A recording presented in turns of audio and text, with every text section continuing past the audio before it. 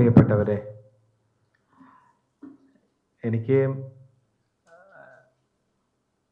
ഈ വിഷയത്തെപ്പറ്റി എത്ര അറിയും എന്നറിയില്ല എന്നതൊരു പ്രശ്നം. നിങ്ങൾക്ക് ഈ വിഷയത്തിലുള്ള ബാക്ക്ഗ്രൗണ്ടിനെ പറ്റി അറിയില്ല, എനിക്കറിയില്ല എന്നത് രണ്ടാമത്തെ പ്രശ്നം. അങ്ങനെയൊക്കെ പ്രശ്നങ്ങളുണ്ട്. പ്രശ്നങ്ങളൊക്കെ വലിയൊരു സൗകര്യം. അറിയണ കാര്യം പറയാം, നിങ്ങൾക്ക് അറിയുന്നത് ഇങ്ങോട്ടും കേൾക്കാം എന്നൊരു ധാരണ മാത്രമാണ്. പ്രതിരോധ സംഗീതത്തെക്കുറിച്ച് സംസാരിക്കാൻ പറഞ്ഞുകൊണ്ട് എനിക്കിതിൻ്റെ സംഘാടകർ ഷെയർ ചെയ്തതൊരു വലിയ ഡീറ്റെയിൽഡ് ആയിട്ടുള്ള കാര്യങ്ങളാണ്. ഒരു ചെറിയ നോട്ടാണ്, പക്ഷെ അതിനകത്ത് ഓരോന്നിനകത്തും ഓരോ വലിയ പ്രഭാഷണങ്ങൾക്കോ ഓരോ വലിയ പേപ്പറുകൾക്കോ ഉള്ള അത്ര വലിയ വിഷയമാണ്. ഇപ്പോൾ ആഫ്രിക്കൻ അപ്പാർത്തൈഡ്, ദക്ഷിണാഫ്രിക്കൻ അപ്പാർത്തൈഡ് മ്യൂസിക്, ലാറ്റിൻ അമേരിക്കൻ സംഗീതം, ഇങ്ങനെ കുറേ പോയിന്റ് നോട്ടുകളാണ്. ഗംഭീരാണത്. പക്ഷെ എൻ്റെ മുന്നിലുള്ളൊരു പ്രശ്നം എന്താണെന്ന് വെച്ചാൽ അത് മുഴുവനായിട്ട് പറയാൻ 1 മണിക്കൂറല്ല, ഒരു ദിവസം മെനക്കെട്ടാലും നടക്കൂല എന്നുള്ളതാണ്. അപ്പം അതുകൊണ്ട് തന്നെ ഞാൻ പറഞ്ഞത്, സമീപകാലത്ത് ഇപ്പോൾ ഏറ്റവും ചർച്ച ചെയ്തുകൊണ്ടിരിക്കുന്ന വിഷയം റാപ്പാണല്ലോ.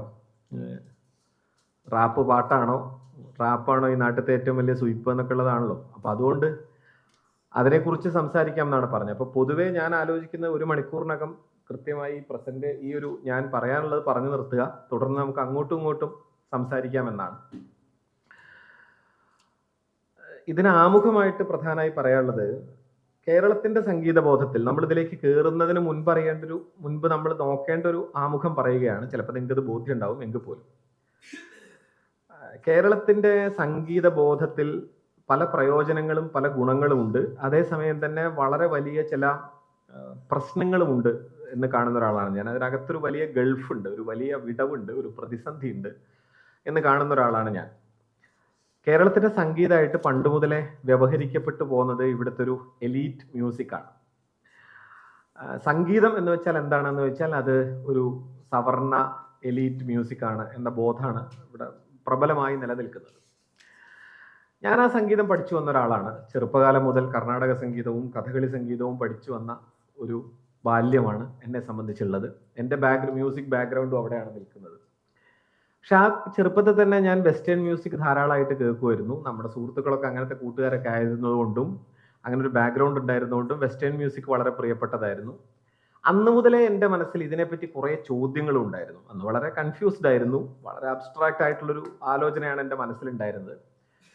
ഇപ്പോഴും മുഴുവൻ തെളിഞ്ഞു എന്നല്ല, എങ്കിൽ പോലും ഞാൻ മലയാള സംഗീതത്തിന്റെ ചരിത്രത്തെ കാണുന്ന ഒരു ദിശ മറ്റൊന്നായി മാറിയിട്ടുണ്ട്. ഒന്നാമത്തെ പ്രശ്നം എന്താണെന്ന് വെച്ചാൽ, നമ്മുടെ ജനപ്രിയ സംഗീത ചരിത്രം, മറ്റു കാര്യങ്ങൾ നമുക്ക് വിടാം, നമ്മുടെ ജനപ്രിയ സംഗീത ചരിത്രം എന്ന് പറയുന്നത് വളരെ ചലച്ചിത്ര കേന്ദ്രിതമാണ്. സിനിമാ പാട്ടാണ് നമ്മുടെ ഏറ്റവും ജനപ്രിയ സംഗീതം. സിനിമാ പാട്ട് തീർച്ചയായിട്ടും ജനപ്രിയ സംഗീതമാണ്. പക്ഷെ നമ്മുടെ സിനിമാ പാട്ട് എങ്ങനെയാണ് അതിന്റെ ചരിത്രത്തിൽ കൂടെ കടന്നു പോകുന്നത് എന്നത് മറ്റൊരു വിഷയമാണ്. എനിക്ക് തോന്നുന്നത് നാളെയോ മറ്റോ അത്തരം ഒരു സബ്ജക്ട് ഇവിടെ സംസാരിക്കുന്നുണ്ട്. അന്ന് രാവിലെ ആയിരുന്നു, അത് കഴിഞ്ഞു. ഞാൻ ഡീറ്റെയിൽഡ് ആയിട്ട് പറയുന്നില്ല. പക്ഷെ ഒരു പ്രതിസന്ധി പറയേണ്ടതുണ്ട്. നമ്മുടെ സിനിമാ സംഗീത ചരിത്രം ആദ്യം ആരംഭിക്കുന്നത് നിങ്ങൾ ഇപ്പൊ കേട്ട് കാണും, ആദ്യഘട്ടം എന്ന് പറയുന്നത് നൃത്തനാടക ചരിത്രമായിരുന്നു. കേരളത്തിന്റെ സംഗീത ചരിത്രത്തിൽ നൃത്തനാടക രംഗത്ത് നിന്നുള്ള കർണാട്ടിക് ബാക്ക്ഗ്രൗണ്ടിലുള്ള പാട്ടുകളാണ് ആദ്യഘട്ടം. പിന്നെ ഒരു രണ്ടാം ഘട്ടം എന്ന് വ്യവഹരിക്കാവുന്നത് ഹിന്ദി പാട്ടുകളുടെ പകർപ്പുകൾ, നമ്മളിവിടെ പകാലയാരും കൈവിടും പോലത്തെ പാട്ടുകൾ, അങ്ങനത്തെ ഒരു ഘട്ടമാണ്. അത് കഴിഞ്ഞ് നീലക്കുയിലാണ് ഒരു പാരഡൈം ഷിഫ്റ്റ് ഉണ്ടാവുന്നത്. അതിനുശേഷം ചലച്ചിത്ര സംഗീതത്തിനകത്ത് നമ്മുടെ സംഗീതം കണ്ടെത്താനുള്ള ശ്രമങ്ങൾ ധാരാളമായിട്ട് നടക്കുന്നു. രാഘവ മാഷ് വരുന്നു. അതോടൊപ്പം തന്നെ കർണാടക സംഗീതത്തിലെ ഏറ്റവും സൂക്ഷ്മ ബോധമുള്ള സംഗീത സംവിധായകർ വരുന്നു. ദേവരാജൻ മാഷ് വരുന്നു, ദക്ഷിണാമൂർത്തി വരുന്നു. അപ്പോൾ കർണാടക സംഗീതത്തിന്റെ വളരെ ആഴത്തിലുള്ളൊരു സ്വാധീനം സംഗീതത്തിന് വരുന്നു. അതിനോടുള്ള വിച്ഛേദങ്ങൾ ആ സമയത്ത് തന്നെ ശക്തമായി വരുന്നുണ്ട്. ഇപ്പൊ ബാബുരാജ് വരുന്നുണ്ട്, അത്തരം ചില കാര്യങ്ങളും വരുന്നുണ്ട്. പക്ഷെ പ്രബലമായി നിൽക്കുന്നത് ഈ കർണാട്ടിക് ബാക്ക്ഗ്രൗണ്ട് ആയിട്ട് നിൽക്കുകയും ചെയ്യുന്നു. ഇപ്പൊ ബാബുരാജിന്റെ സംഗീതത്തെ പറ്റി നമുക്ക് എല്ലാവർക്കും അറിയാം. ബാബുരാജ് പാടുന്നു എന്ന CD മിക്കവാറും എല്ലാവരും കേട്ട് കാണും. ബാബുരാജ് പാടുമ്പോൾ എന്താണ്, യേശുദാസ് പാടുമ്പോൾ എന്താണെന്ന് നമുക്കറിയാം. നമുക്കിപ്പോൾ കൃത്യമായ രേഖകളുണ്ട്. ബാബുരാജ് എത്ര കണ്ട് കഷ്ടപ്പെട്ടാണ് യേശുദാസിനെ കൊണ്ട് ഇത് പാടിച്ചിരുന്നതെന്നും ചിലപ്പോഴൊക്കെ ബാബുരാജ് എത്ര കണ്ട് ഇതിനോട് സങ്കടമുള്ള ഒരാളായിരുന്നു എന്നും ഈ പൊതുസംഗീത ബോധത്തോട്. പക്ഷെ അതിനുശേഷം സംഭവിച്ച ഒരു പരിണാമം എന്താ വെച്ചാൽ, ഇപ്പം സച്ചിദാനന്ദ മാഷിന്റെ കവിതയിൽ ഒരു വരിയുണ്ട്, 70കളിൽ പെയ്തിരുന്ന മഴയ്ക്ക് വരെ ചുവന്ന നിറമായിരുന്നു എന്നൊക്കെ പറയാം. അത് അത്ര ചുവന്നില്ലോ എന്നൊക്കെ ഉള്ളത് നമുക്ക് വേറെ ചർച്ച ചെയ്യാം. പക്ഷേ കേരളത്തിലെ ഒരു വലിയ രാഷ്ട്രീയ കോളിളക്കങ്ങളും വിച്ഛേദങ്ങളും നടന്ന ഘട്ടമാണ് 1970-കളൊക്കെ. പക്ഷെ മലയാള സിനിമയിൽ അപ്പോൾ നടന്നുകൊണ്ടിരുന്നത് എന്താണ്, അല്ലെങ്കിൽ സിനിമാ സംഗീതത്തിൽ നടന്നുകൊണ്ടിരുന്നത് എന്താണ്? സിനിമാ സംഗീതത്തിൽ ആ വിച്ഛേദം ഒന്നും മലയാളി സ്പർശിക്കാതെ മലയാളി കൂടുതൽ കർണാടകവൽക്കരിക്കുകയാണ് ചെയ്തത് സംഗീതത്തെ. ഞാൻ രവീന്ദ്ര മാഷ്ട പാട്ടൊക്കെ ഞാൻ ഇഷ്ടപ്പെടുന്ന ആളാണ്. പക്ഷെ രവീന്ദ്ര മാഷ്ട പാട്ടിലൊക്കെ ഉള്ള ഒരു പ്രശ്നം അതാണ്, കൂടുതൽ കർണാട്ടിക് വൽക്കരിച്ചു. പിന്നെ മലയാള സിനിമയുടെ ഒരു പൊതു ട്രെൻഡ് ഈ തമ്പുരാൻ സിനിമകൾ വരുന്നതോടുകൂടി കൃത്യമായും പാട്ടെന്ന് പറഞ്ഞാൽ അങ്ങനെയാണല്ലോ, മുംബൈയിൽ പോയി എന്തൊക്കെയോ ഗുണ്ടായുസം കാണിച്ച് നാട്ടിക്ക് വരുന്ന നായകൻ നാട്ടിൽ മൂപ്പർക്ക് കസവുകരമുണ്ടും കിണ്ടിയും നിലവിളക്കും ഒക്കെ ഉള്ളൊരു പരിപാടി. അപ്പൊ അത് അങ്ങനെയാണല്ലോ ഇതിന്റെ ഒരു സ്ഥിരം ഫോർമാറ്റ് ഒരു കാലത്തെ. അടുത്ത കാലത്താണല്ലോ നമ്മുടെ ചെറുപ്പക്കാർ ഇതൊക്കെ മാറ്റുന്നത്. അപ്പൊ അതോടുകൂടി അതിന് പറ്റുന്ന ഒരു പാട്ടായി നമ്മുടെ പാട്ട് മാറി. അത് ഉണ്ടാക്കിയ ഒരു ആഘാതം ചെറുതല്ല. എന്താന്ന് വെച്ചാൽ അതാണ് റിയാലിറ്റി ഷോ ഒറ്റയ്ക്ക് ഉണ്ടായ ഒരു പ്രോബ്ലം ആയിരുന്നില്ല. ആ റിയാലിറ്റി ഷോന്റെ പിന്നിൽ അതിന് പറ്റുന്ന ഒരു പാട്ടുകളുടെ ബാക്ക്ഗ്രൗണ്ട് ഉണ്ടായിരുന്നു. ഞാൻ പറഞ്ഞ അതാണ്. അതുകൊണ്ട് സംഗതി പ്രാണികളായി നമ്മുടെ പാട്ടുകാർ മാറി. അപ്പോൾ ഈ സംഗതി ശരിയാക്കുക എന്നുള്ളതാണ് പാട്ടിന്റെ മോക്ഷപ്രാപ്തി എന്ന് വന്നു. അപ്പൊ നമുക്ക് കുട്ടി പാടുമ്പോൾ അങ്ങനെയാണല്ലോ, എങ്ങനെ ഒറിജിനലിനോട് നീതി പുലർത്തുക എന്നാ പറയാ. ഒരു പാട്ട് അതിന്റെ ആകാശത്തിലേക്ക് ചിറകടിച്ചുയരാൻ അതിനെ സമ്മതിക്കാതിരിക്കുകയും പരമാവധി കൂട്ടിലിടുകയും ചെയ്യുന്ന ഒരു പരിപാടിയാണ് മലയാളി ഏറെക്കാലമായി ശീലിച്ചിട്ടുള്ളത്. ഇന്നും നമ്മൾ അതിന് പൂർണ്ണമായിട്ടൊന്നും വിമോചിതമല്ല. എങ്കിൽ പോലും 2000-ന് ശേഷം ഉള്ള ചെറുപ്പക്കാർ വേറൊരു വഴിക്ക് സിനിമ മാറുന്നു. സിനിമ മാറുന്നതിനോടൊപ്പം സംഗീതവും മാറുന്നു. പലതരം മനുഷ്യർ, അരികുവൽക്കരിക്കപ്പെട്ട മനുഷ്യർ, പല സമൂഹ ഘടനകളിൽ നിന്ന് വരുന്ന മനുഷ്യർ, അവരുടെ പാട്ടുകൾ അവ സിനിമയിലേക്ക് പ്രവേശിക്കുമ്പോൾ മറ്റേ ശബ്ദം, എല്ലാ പാട്ടിനും യേശുദാസ്, പിച്ചക്കാരനാണെങ്കിലും രാജാവാണെങ്കിലും യേശുദാസ് എന്നുള്ള പരിപാടി മാറുകയും പല ശബ്ദങ്ങൾ കയറി വരികയും ചെയ്യുന്നു. പല മനുഷ്യരുടെ ശബ്ദങ്ങൾ കയറി വരുന്നു. ഇതൊരു വലിയ മാറ്റമാണ്. ആ മാറ്റത്തിന്റെ ബാക്കിയാണ് ഇപ്പോൾ നടന്നുകൊണ്ടിരിക്കുന്ന കോലാഹലങ്ങളിലേക്ക് എത്തുന്നത്. ഇതിന്റെ ഒരു ചരിത്രം വളരെ വിശദമാണ്. ഞാൻ എൻ്റെ വിഷയം അതല്ലാത്തതുകൊണ്ടും നിങ്ങളിപ്പോൾ രാവിലെ ഇത്തരം കാര്യങ്ങൾ കൈകാര്യം ചെയ്തിട്ടുള്ളതുകൊണ്ടും ഞാൻ അതിലേക്ക് കൂടുതൽ പോകുന്നില്ല. എന്തായാലും ഈ ഒരു പ്രോബ്ലം മലയാളിയുടെ സംഗീത ബോധത്തിനകത്തുണ്ട്. ഈ സംഗീത ബോധത്തിലെ പ്രോബ്ലത്തിന്റെ ഇങ്ങേയറ്റത്താണ് റാപ്പ് പാട്ടാണോ പോപ്പ് പാട്ടാണോ എന്നൊക്കെ ചോദിക്കുന്നിടത്ത് ഇന്ന് മലയാളി നിൽക്കുന്നത്. റാപ്പ് ഒരു ആധുനിക രൂപമൊന്നുമല്ല, ഇൻ മൈ ഒപ്പീനിയൻ. എന്ന് വെച്ചാൽ നമ്മളുടെ ചരിത്രത്തിലെ ആധുനികതയെ പിടിച്ചു നോക്കിക്കഴിഞ്ഞാൽ വേണമെങ്കിൽ പറയാമെങ്കിലും റാപ്പിന് ഇപ്പോൾ 50 വർഷത്തിന് മുകളിലുള്ള ഒരു ചരിത്രമുണ്ട്. പുതിയ റാപ്പിലെ ട്രെൻഡ് എന്ന് പറയുന്നത് റാപ്പ് നൊസ്റ്റാൾജിയ എന്നൊരു ട്രെൻഡ് ഇപ്പോൾ അമേരിക്കയിലൊക്കെ ഉണ്ട്. എന്ന് വെച്ചാൽ റാപ്പ് കാരണവന്മാർ അവിടെ രൂപപ്പെട്ട് കഴിഞ്ഞു. 50 വർഷം മുമ്പുള്ള റാപ്പാണ് റാപ്പ്. അങ്ങനെ ഉണ്ടല്ലോ, നമ്മുടെ കാരണവന്മാർക്കൊക്കെ ഉള്ള അസുഖം. പണ്ടത്തെ നാട് നല്ലത്, ഇപ്പോഴത്തെ തലമുറ തീരെ പോരാ. ആ കാര്യത്തിൽ നമുക്ക് ഒരു പൊതു യോജിപ്പുണ്ടല്ലോ. നമ്മുടെ വാപ്പമാർക്കും എല്ലാവർക്കും ഉണ്ടായിരുന്നല്ലോ, നമ്മൾ വളരെ പോരാ, അവരുടെ തലമുറയായിരുന്നു നല്ലത്. ആ പരിപാടി റാപ്പിൽ ഇറങ്ങിയിട്ടുണ്ട്. ഞാൻ പറയുന്നത് അതാണ്. അത് എത്തി എന്ന് പറഞ്ഞതിന്റെ അർത്ഥം എന്താ, അതൊരു വലിയ ഒരു പരിവൃത്തം പൂർത്തിയാക്കിയെന്നാണ്. അപ്പൊ മാത്രമേ നമ്മൾ അവിടെ എത്തുള്ളൂ, ഈ കാരണവന്മാരിൽ എത്തുള്ളൂ. അതുകൊണ്ട് നൊസ്റ്റാൾജിക് റാപ്പ് ഇറങ്ങാൻ തുടങ്ങിയിട്ടുണ്ട്. 50 കൊല്ലം മുമ്പത്തെ ടോണുള്ള റാപ്പ് കേട്ട് ആഹാ ജോൺസൺ മാഷ് കട്ടൻ ചായ എന്ന് പറഞ്ഞ മാതിരി അതിൽ ആസ്വദിക്കുന്ന വേറൊരു നിര രൂപപ്പെട്ട് കഴിഞ്ഞൊരു ഘട്ടത്തിലാണ് നമ്മൾ ഇവിടെ റാപ്പ് പാട്ടാണോ എന്നൊക്കെ ചോദിക്കുന്നത്. അതാണ് അതിന്റെ ഞാൻ കാണുന്ന ഒരു ഐറണി. അതാണ്, അത് ആദ്യമേ പറഞ്ഞോട്ടെ. അപ്പൊ പൊതുവെ റാപ്പിലേക്ക് എത്തുന്നതിന് മുമ്പ് എന്നോട് വിഷയത്തിൽ പറഞ്ഞ പോലെ പ്രതിരോധ സംഗീതത്തിന്റെ പല കാര്യങ്ങളെ പറ്റി പറയുമ്പോൾ ഇന്ത്യൻ സ്വാതന്ത്ര്യ സമരത്തിന്റെ ഘട്ടം മുതലുള്ള പ്രതിരോധ സംഗീതം, ലാറ്റിൻ അമേരിക്കൻ സംഗീതം, ആഫ്രിക്കൻ സംഗീതം, ഇതിനെക്കുറിച്ചൊക്കെയുള്ള വളരെ വിശദമായ നോട്ടുകൾ എൻ്റെ കയ്യിലുണ്ട്. ഇതൊക്കെ ഒരു PPT ആക്കി വരണം എന്നാണ് വിചാരിച്ചത്. പക്ഷെ എൻ്റെ ഒരു തിരക്കുകൾ കൊണ്ടും ഒക്കെ അത് കഴിഞ്ഞിട്ടില്ല. PPT ആക്കി അത് 1 മണിക്കൂറിൽ നിൽക്കില്ല എന്നും എനിക്ക് തോന്നി. കാരണം അത്രമാത്രം വിപുലാണ് ഈ കാര്യം. ഇത് 3 എണ്ണം ഈ 3 തരം മ്യൂസിക്കിന്റെ നോട്ടാണ്. ഇത് റാപ്പിന്റെ മാത്രം നോട്ടാണ്. ഓൾമോസ്റ്റ് ലോകത്തെമ്പാടുള്ള ഇത്തരം സംഗീതജ്ഞരിൽ പല ആളുകളെയും മുഴുവനായിട്ട് ലിസ്റ്റ് ചെയ്യാനെ കൊണ്ട് കഴിയില്ല. ലിസ്റ്റ് ചെയ്ത് അവരുടെയൊക്കെ സംഗീതം പഠിക്കാൻ ആണ് എൻ്റെ പരിമിതമായ കഴിവ് വെച്ച് ഞാൻ ശ്രമിച്ചിട്ടുള്ളത്. അപ്പൊ ഇത് മൊത്തത്തിൽ പ്രിന്റ് ഔട്ട് തന്നെ ഏതാണ്ട് ഒരു 100 പേജിന്റെ അടുത്ത് വരും. അതൊക്കെ പാടെ പറഞ്ഞ് ഞാൻ ബുദ്ധിമുട്ടിക്കാനൊന്നും ഉദ്ദേശിക്കുന്നില്ല. സോ ഇത്രമാത്രം വിശദവും വിപുലവുമായ ഒരു ചരിത്രത്തിലുണ്ട്. അതിന്റെ മുകളിൽ കൂടെ ഒരു ഹെലികോപ്റ്റർ വ്യൂ എന്നൊക്കെ പറയാവുന്ന ഒരു കാര്യം നടത്താനേ നമ്മുടെ കയ്യിൽ സമയമുള്ളൂ. അതിനാണ് ഞാൻ ശ്രമിക്കുന്നത്. ഇപ്പൊ തന്നെ 15 മിനിറ്റായി. അപ്പോൾ ദെൻ നമ്മൾ ഇന്ത്യൻ സ്വാതന്ത്ര്യ സമരത്തിന്റെ സംഗീതം നിങ്ങൾക്ക് എല്ലാവർക്കും പലവട്ടിൽ കേട്ടിട്ടുണ്ടാവും. ഞാനതിൽ കാണുന്ന ഒരു ഒരു ഡൈക്കോട്ടമി അല്ലെങ്കിൽ അതിനകത്തും കാണുന്ന ഒരു പ്രതിസന്ധി എവിടെയാണ് കിടക്കുന്നത് വെച്ചാൽ നമ്മളിപ്പോഴും ചർച്ച ചെയ്യുന്ന പല കാര്യങ്ങളും ഇതൊക്കെയായി ബന്ധപ്പെട്ട് നിൽക്കുന്നു. അതായത് ഒരു ഭാഗത്ത് നമുക്കറിയാം ഇന്ത്യ എന്ന ദേശരാഷ്ട്രത്തിന്റെ ദേശീയ നാഷണലിസത്തെ കുറിച്ചിട്ടുള്ള പഠനങ്ങൾ നിങ്ങൾ പലർക്കും സുപരിചിതാവെന്ന് ഞാൻ കാണുന്നത്. ബെറിക് ഹോബ്സ്ബോമിനെയോ അല്ലെങ്കിൽ ബെനഡിക്റ്റ് ആൻഡേഴ്സന്റെയോ തിയറീസ്, ഇമാജിൻഡ് കമ്മ്യൂണിറ്റീസ് എന്നൊക്കെ പറയുന്ന തിയറീസ്, അതൊന്നും ഞാൻ ഇപ്പോൾ വിശദീകരിക്കുന്നില്ല. പക്ഷെ ദേശീയത എന്ന് പറയുന്ന ഒരു പുതിയ പരിപാടിയാണ്, നമുക്ക് എല്ലാവർക്കും അറിയാം. അല്ലാതെ മറ്റേ ഹിന്ദുത്വക്കാർ പറയുന്ന പോലെ 2000 വർഷം മുമ്പ് ഇവിടെ ആരും ധ്യാനിച്ചിട്ടില്ല. അപ്പോൾ ഈ ദേശീയത എന്ന് പറയുന്ന ഒരു കാര്യം ഇന്ത്യയിലേക്ക് വരുമ്പോൾ നമ്മൾ യൂറോപ്യൻ നാഷണലിസത്തിന്റെ അടിസ്ഥാനപരമായ സങ്കല്പനങ്ങൾ, അതായത് ഹോബ്സ്ബോമോ ബെനഡിക്റ്റ് ആൻഡേഴ്സണോ, ഇപ്പൊ പ്രിന്റ് ക്യാപിറ്റലിസവുമായി ബന്ധപ്പെട്ടുകൊണ്ടാണ് ആൻഡേഴ്സണൊക്കെ ആ തിയറി മുന്നോട്ട് വയ്ക്കുന്നത്. അത്തരം തിയറികളുടെ ഒരു മുഴങ്കോല് വെച്ചിട്ട് അളന്നെടുക്കാവുന്ന ഒരു രാജ്യമായിരുന്നില്ല ഇന്ത്യ. ഇന്ത്യയുടെ ഒരു ബഹുസ്വരത എന്ന് പറയുന്നത് അതിനേക്കാളൊക്കെ വളരെ വളരെ വലുതാണ്. ഈ ഇന്ത്യയിലെ മനുഷ്യർ തമ്മിലുള്ള പലമ വാക്ക് ആണല്ലോ നമ്മൾ ചിലപ്പോൾ ഉപയോഗിക്കാറ്. ആ പലമ എന്ന് പറയുന്നത് വളരെ വലുതാണ്. സോ ആ ടൂൾസ് ഒന്നും ഇവിടെ ചേരില്ല. ഇവിടെ നമുക്കറിയാം പലതരം നാഷണൽ റീഡിങ്സ് ഉണ്ട്. ഈ നാഷണൽ റീഡിങ്സിനൊക്കെ അനുസരിച്ചുകൊണ്ട് തന്നെ സംഗീതവും പല വഴിക്ക് സഞ്ചരിച്ചിട്ടുണ്ട്. ഇപ്പൊ അടുത്ത കാലത്താണല്ലോ ഭാരതമാതാന്റെ ചിത്രം വലിയ പ്രശ്നമാവുന്നത്. ഭാരത്മാതയുടെ ചിത്രം പ്രശ്നമാവുന്നതിന്റെ ചരിത്രത്തിലേക്ക് പോയി കഴിഞ്ഞാൽ നമ്മൾ ബങ്കിം ചന്ദ്ര ചാറ്റർജിയിലെത്തും, ആനന്ദമഠം എന്ന നോവലിലെത്തും. ആദ്യം എനിക്ക് തോന്നുന്നത് കിരൺ ചന്ദ്ര എന്ന് പറയുന്ന ഒരു നാടകകൃത്താണ് ആദ്യമായി ഈ ഭാരത് മാത എന്ന് പറയുന്ന ഒരു ഇമേജ് ഉപയോഗിക്കുന്നത്. ഞാൻ ദേശാഭിമാനി വാരികയിൽ കഴിഞ്ഞ 2 ലക്കം മുമ്പ് ഒരു കവർ സ്റ്റോറി ആയിട്ട് വിശദമായി ഭാരത് മാതാ ചിത്രങ്ങളെ പറ്റി, MF ഹുസൈൻ വരെയുള്ള പലരും ഭാരത് മാതായെ വരച്ചിട്ടുണ്ട്, അതിനെപ്പറ്റി വിശദമായ ഒരു ലേഖനം ചിത്രകലയെ അടിസ്ഥാനപ്പെടുത്തിക്കൊണ്ട് എഴുതിയിരുന്നു. ഞാൻ പറഞ്ഞത് കിരൺ ചന്ദ്ര കഴിഞ്ഞാൽ അതിശക്തമായി ഭാരത് മാത എന്ന ഇമേജ് വരുന്നത് ആനന്ദമഠത്തിലാണ്, ബങ്കിം ചന്ദ്ര ചാറ്റർജിയാണ്. ആനന്ദമഠം എന്ന നോവലിന്റെ ഭാഗമായിട്ടാണ് വന്ദേ മാതരം എന്ന ഗാനം വരുന്നത്. വന്ദേ മാതരം എന്ന ഗാനം വന്ന് കുറച്ചു വർഷങ്ങൾക്കകം തന്നെ 19ാം നൂറ്റാണ്ട് 20ാം നൂറ്റാണ്ടിന്റെ തുടക്കം ആവുമ്പോഴേക്കും അതിശക്തമായി തന്നെ ഈ പാട്ട് പ്രചരിക്കപ്പെടുന്നുണ്ട്. സുഭാഷ് ചന്ദ്രബോസ്, ഒരു സംഭവമുണ്ട്, സുഭാഷ് ചന്ദ്രബോസ് കോൺഗ്രസിന്റെ പ്രസിഡന്റ് ആയിരുന്ന സമയത്ത് ഇത് ഈ ദേശീയ പ്രസ്ഥാനത്തിന്റെ ഒരു ആന്തം, ഒരു ഒഫീഷ്യൽ സോങ് ആക്കി മാറ്റുക എന്നുള്ളതിനെ പറ്റിയിട്ടുള്ള ചർച്ച ദേശീയ പ്രസ്ഥാനത്തിൽ നടന്നു. ബോസ് ആണെങ്കിൽ പാട്ടുകൾ ഉപയോഗിക്കുക, ചിത്രം ഉപയോഗിക്കുക, ഇതിലൊക്കെ വലിയ കമ്പണ്ടായിരുന്ന ആളുമാണ്. അപ്പൊ ബോസിന് ഈ പാട്ട് മൊത്തം നോക്കുമ്പോൾ ഈ വന്ദേ മാതരം, സുജല സുഫല മലയജ ശീതല, ആദ്യത്തെ സ്റ്റാൻസ് കുഴപ്പമില്ല, 2ാമത്തെ സ്റ്റാൻസ് വന്നാൽ മൊത്തത്തിൽ അത് ഹിന്ദുക്കളുടെ ഒരു കലാപരിപാടിയാണ്. അപ്പൊ ഈ ഒരു ഡൗട്ട് അദ്ദേഹത്തിന് തോന്നി.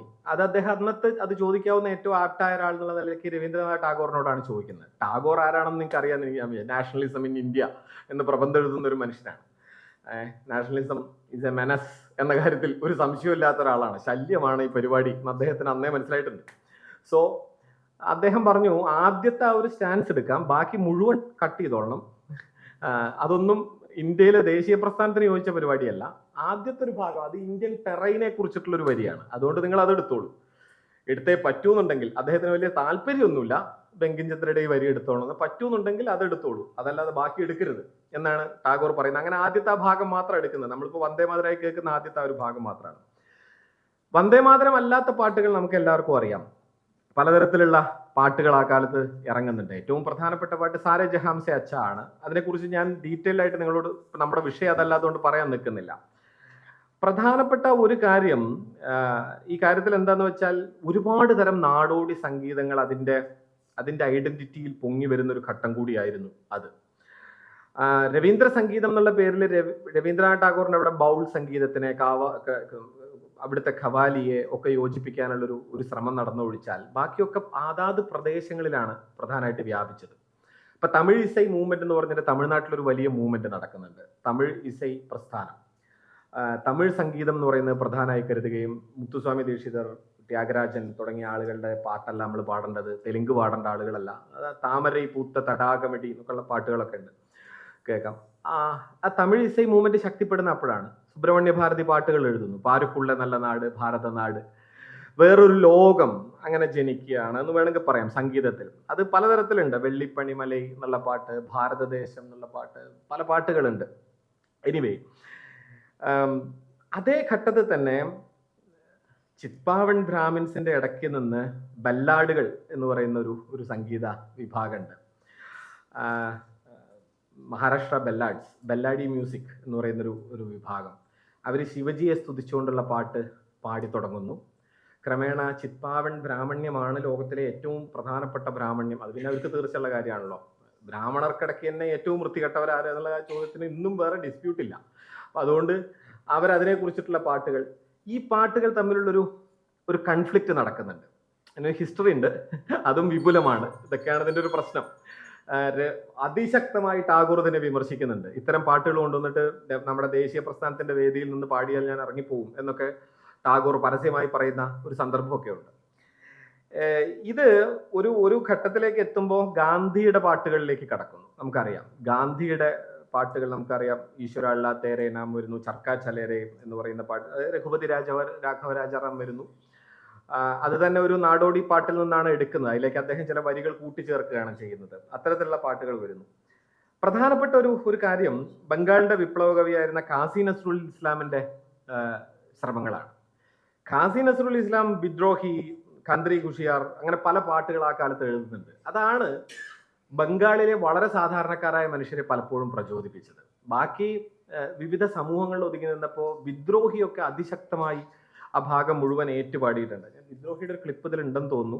വിദ്രോഹിക്ക് നിങ്ങളെല്ലാവരും കേട്ടിട്ടുണ്ടെങ്കിൽ ഞാൻ പ്ലേ ചെയ്യുന്നില്ല. ഇല്ല, എങ്ങനെ പക്ഷേ ഇത് പോയി കഴിഞ്ഞാൽ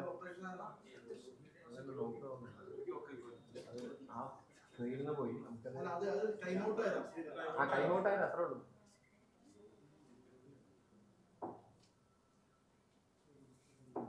നീ ആദ്യം പോയി എടുക്കേണ്ടി വരും.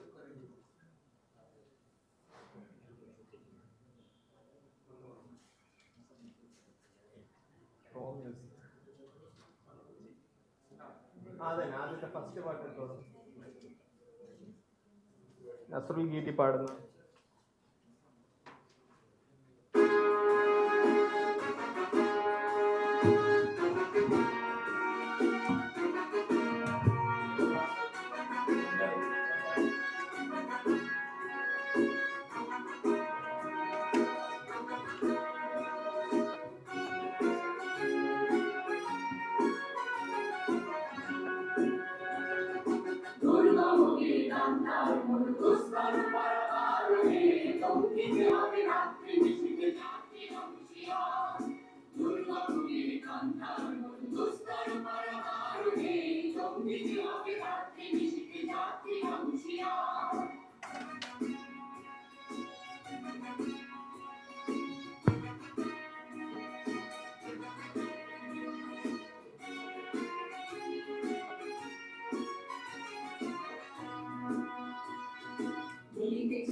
তুলিতেছে জল তুলিতেছে মাঝি পথ ছিড়িয়াছে কালকে ধরিতে হারাছে কালকে মন কে আছো জোয়ান আহ্বান আমি যে ভবিষ্যৎ বেদুমার মারে দিতে হবে বাড়ি দিতে হবে তরি পার দুর্গম গিরি কান্দার মূল দুস্তর পায় সাগরে লঙ্ঘিতে হবে হাতি মিশিতে হাতি হবে.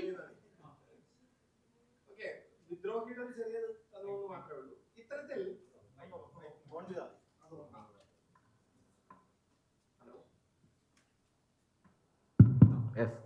ഇത്തരത്തിൽ അനേകം പാട്ടുകൾ ആ കാലത്ത് ഉണ്ടാവുന്നുണ്ട്. യഥാർത്ഥത്തിൽ അതിന്റെ തുടർച്ച എന്ന് പറയുന്നത് വലിയ ചോദ്യമായിരുന്നു. 1930-കൾക്ക് ശേഷം കാര്യമായ പാട്ടുകൾ ഉണ്ടാവുന്നില്ല. അതായത് ദേശീയ പ്രസ്ഥാനം ഒന്നാകെ അംഗീകരിക്കുന്ന പാട്ടുകൾ മേ ബി ഗാന്ധി സോങ്സിലേക്ക് എല്ലാം ജ്ഞാനസ്നാനപ്പെട്ടു എന്നും വേണമെങ്കിൽ പറയാം. അതിൻ്റെ ഒരു പ്രതിസന്ധി അവിടെ ഉണ്ടായിരുന്നു. എന്തായാലും ഇന്ത്യൻ ദേശീയ പ്രസ്ഥാനത്തിന്റെ സംഗീതത്തിനകത്ത് ഞാൻ പറഞ്ഞ ഈ ഒരു പ്രതിസന്ധി ഉണ്ട്. അതായത് ഒരു വശത്ത് വന്ദേമാതരം പോലുള്ള പാട്ടുകൾ, ഒരു വശത്ത് ഖാസി നസ്രുൽ ഇസ്ലാമിന്റെ പോലെ, ഫൈസ് അഹമ്മദ് ഫൈസിന്റെ പോലെ ഉള്ള കവികൾ എഴുതുന്ന പാട്ടുകൾ, ഇത്തരത്തിൽ വേറൊരു പാട്ടിന്റെ ലോകം. മറ്റൊരു സൈഡിൽ ആദിവാസികൾക്കിടയ്ക്ക് വന്ന പാട്ടുകൾ, ഖവാലി, ബാവുൽ, വേറെ ലോകങ്ങൾ. ഇവയെ അഡ്രസ് ചെയ്യാവുന്ന നിലയ്ക്കുള്ള ഒരു രാഷ്ട്രീയ പരിതസ്ഥിതിയിൽ കൂടെ അല്ല അന്ന് കടന്നു പോവുകയും ചെയ്യുന്നത്. ഇതിന്റെ ഒരു സംഘർഷങ്ങളും ഒക്കെ ആ ഘട്ടത്തിലുണ്ട്. വിശദമായ വിഷയമാണ്, ഞാൻ അതിലേക്ക് കടക്കുന്നില്ല. എന്തായാലും ഇന്ത്യയിൽ ഇന്നും പല ചോദ്യങ്ങളും വരുന്ന സമയത്ത് ആ ചോദ്യങ്ങളോട് അഡ്രസ് ചെയ്യാനായിട്ട് സംഗീതത്തെ തേടുമ്പോൾ നമ്മൾ ഏത് സംഗീതത്തിലേക്കാണ് പോകുന്നത് എന്നുള്ളത് വളരെ പ്രധാനപ്പെട്ട ഒരു ചോദ്യമാണ്. അത് മാത്രമേ ഞാൻ അതിൽ പറഞ്ഞു നിർത്തുന്നുള്ളൂ.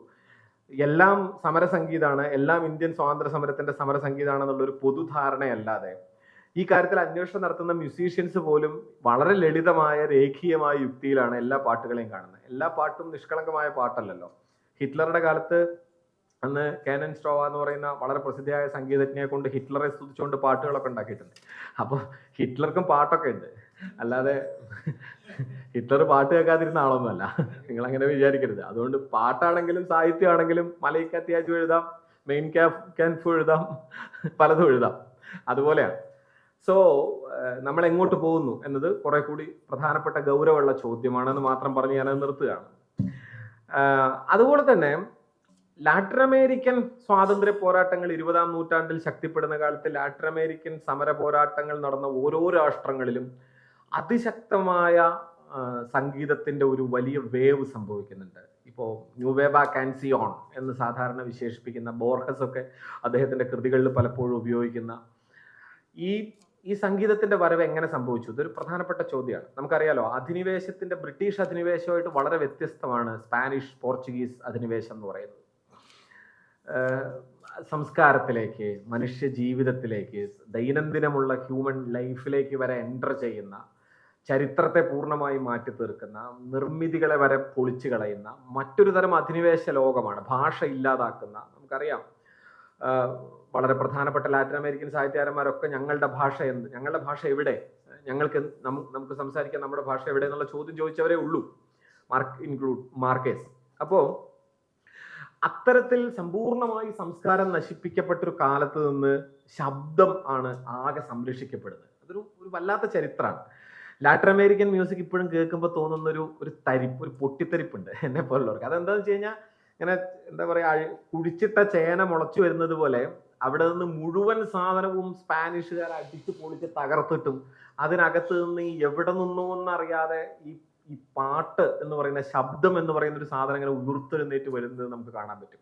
അത് ചിലിയിലാവട്ടെ, വെനിസ്വലയിലാവട്ടെ, അർജന്റീനയിലാവട്ടെ, സ്വാതന്ത്ര്യ പോരാട്ടങ്ങൾ നടന്ന മുഴുവൻ നാടുകളിലും അതാത് നാടിന്റെ ആഴത്തിലുള്ള മണ്ണിന്റെ സംഗീതം പുറത്തേക്ക് ഇങ്ങനെ വരികയും അതിന് കലർപ്പുണ്ട്. സംഗീതം എല്ലായിടത്തും കലർപ്പോട് കൂടിയാണ് നിൽക്കുന്നത്. അമേരിക്കൻ കലർപ്പ് വരുന്നു, ആഫ്രിക്കൻ കലർപ്പ് വരുന്നു, പ്രധാനമായിട്ടും ആഫ്രിക്കൻ കലർപ്പുകൾ വരുന്നു.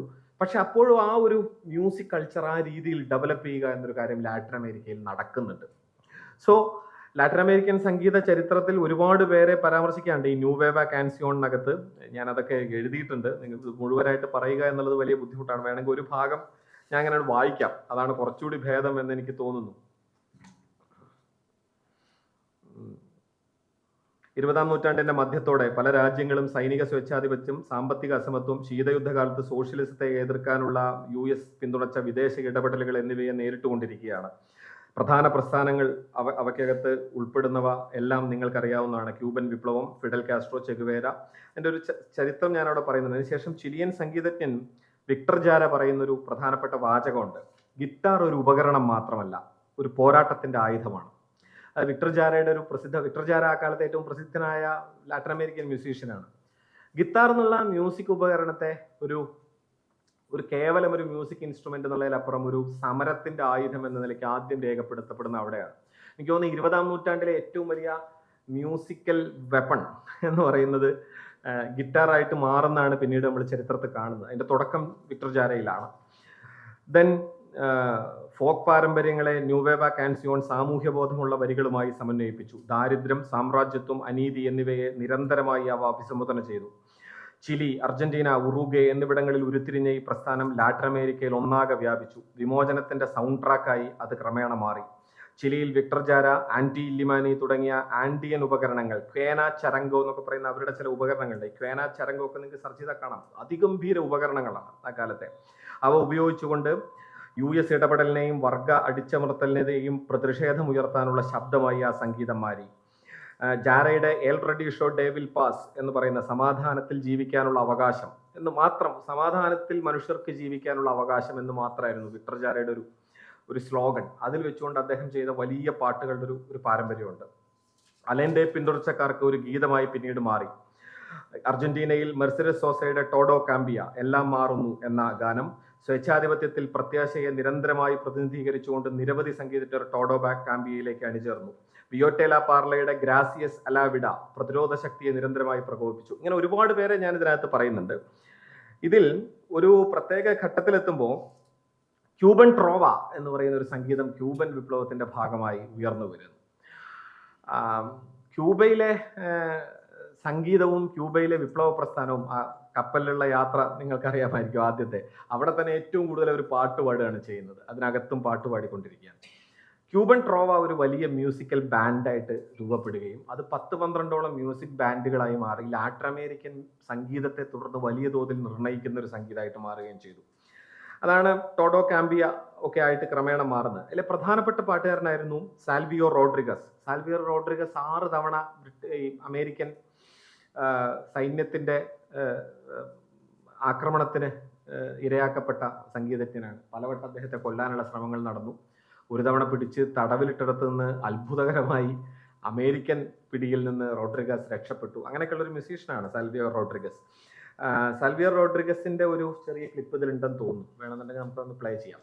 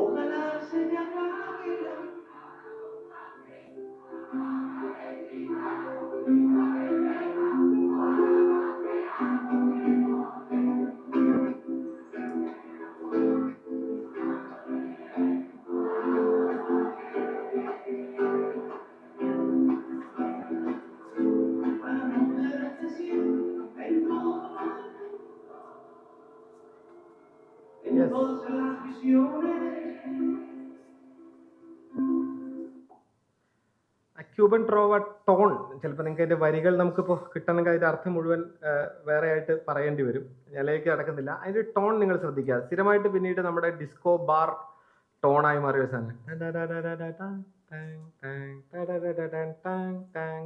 എന്ന് പറയുന്ന ഒക്ടൈവ്സിന്റെ വ്യത്യാസം ദീർഘകാലം നമ്മുടെ ബാർ മ്യൂസിക്കിന്റെ ഒരു ടോണായി മാറി. അത് ക്യൂബയിൽ തുടർന്ന് നടന്ന മാറ്റത്തിന്റെ കൂടി ഭാഗമായിരുന്നു. ഒരു കാലത്ത് ഏറ്റവും പ്രതിഷേധത്തിന്റെ ടോണായിരുന്ന ഒരു സാധനം തുടർന്ന് അമേരിക്കൻ പോപ്പ് മ്യൂസിക് അതിനെ വിഴുങ്ങുകയും അവരുടെ ഒരു പരിപാടിയാക്കി അതിനെ മാറ്റുകയും ചെയ്തൊരു ഹിസ്റ്ററി ഉണ്ട്. അത് സംഗീതത്തിലെ ഒരു വല്ലാത്ത ഹിസ്റ്ററിയാണ്. ഈ സാൽവിയോ റോഡ്രിഗസിന്റെ 2 മക്കൾ കരഞ്ഞുകൊണ്ട് അതിനെ പ്രതിഷേധിക്കുന്ന ഒരു വീഡിയോ നിങ്ങൾക്ക് യൂട്യൂബ് കാണാൻ പറ്റും. ഞങ്ങളുടെ തറവാട്ടിൽ വന്ന് നിങ്ങൾ അക്രമം കാണിച്ചായിട്ടാണ് ഞങ്ങൾക്ക് തോന്നുന്നത് എന്നൊക്കെ പറഞ്ഞ അവരുടെ ഒരു ഇതുണ്ട്. ഞാൻ പറഞ്ഞ അത്തരത്തിൽ ലാറ്റിൻ അമേരിക്കൻ പ്രശ്നലോകത്തെ ഒന്നാകെ, രാഷ്ട്രീയ പ്രശ്നലോകത്തെ ഒന്നാകെ സംഗീതത്തിലൂടെ വായിച്ചെടുക്കാൻ പറ്റും. ഇപ്പൊ അഡോർണോ ഒക്കെ ഒരു ഘട്ടത്തിൽ ഈ കാര്യത്തെ പറ്റി പഠിക്കാൻ ശ്രമിക്കുന്നുണ്ട്.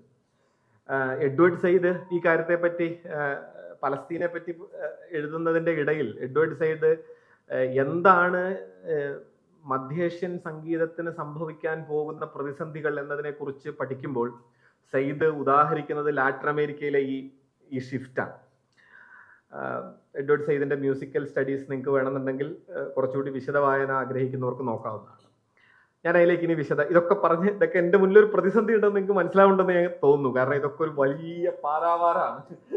ഇത് കുറച്ചൊക്കെ അറിയാൻ ശ്രമിച്ച ഒരാളെന്നുള്ള നിലയ്ക്ക് എനിക്കിത് എവിടെ പറയേണ്ടതെന്ന് അറിയാതെ ഉണ്ട് മൊത്തത്തിൽ പറയാൻ. സോ അതുകൊണ്ട് അതൊക്കെയാണ് ലാറ്റിൻ അമേരിക്കൻ സംഗീതത്തിന്റെ ഒരു ലോകം. ആഫ്രിക്കൻ റഗ്ഗെ എന്നോട് സൂചിപ്പിച്ചൊരു കാര്യമാണ്. ആഫ്രിക്കയിൽ 48 മുതൽ 94 വരെയാണ് നാഷണൽ പാർട്ടിയുടെ ഈ അപ്പാർത്തീഡ് നയം എന്ന് പറയുന്ന അപ്പാർത്തീഡ് മിഷൻ നടപ്പിലാക്കപ്പെടുന്നത്. നമുക്കറിയാം അപ്പാർത്തൈഡ് വിരുദ്ധ സമരത്തിന്റെ ഒരു ചരിത്രമുണ്ട്. അവിടെ ആഫ്രിക്ക ഏറ്റവും ആദിമമായ സംഗീതത്തിന്റെ ഒരു ലോകമാണ്, ഒരു വലിയ ലോകമാണ്. സമ്പൂർണമായ സംഗീത നിരോധനം വരെ അപ്പാർത്തൈഡ് ഘട്ടത്തിൽ അവിടെ ഗവൺമെന്റ് നടത്തുന്നുണ്ട്. പാട്ടാലും വീട്ടു പാടിയാൽ അറസ്റ്റ് ചെയ്യും എന്ന് വരെ അവിടെ നിയമം കൊണ്ടുവരുന്ന ഒരു ഗവൺമെന്റ് ആണ് അവിടെ ഉണ്ടായിരുന്നത്.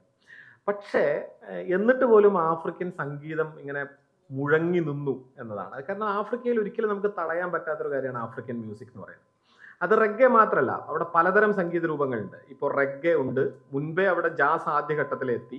കേല എന്ന് പറയുന്ന ഒരു രൂപമുണ്ട്. കേലയില് കറാങ്കോ എന്ന് പറയുന്ന അവരുടെ ഒരു പ്രത്യേകതരം, നമ്മളിവിടുത്തെ പറ പോലെ തോന്നുന്ന ഒരു സാധനം ഉപയോഗിച്ചുകൊണ്ട് കേല എന്ന് പറയുന്ന ഒരു സാധനം അവർ പാടുന്നത് നിങ്ങൾ കേൾക്കണം. അവരുടെ ഇങ്ങനെ തൊണ്ടയിൽ ഈ ഞരമ്പുകളൊക്കെ ഇങ്ങനെ എടുത്ത് പിടിച്ച് അവർ പാടുന്ന ഒരു പാട്ടുണ്ട്.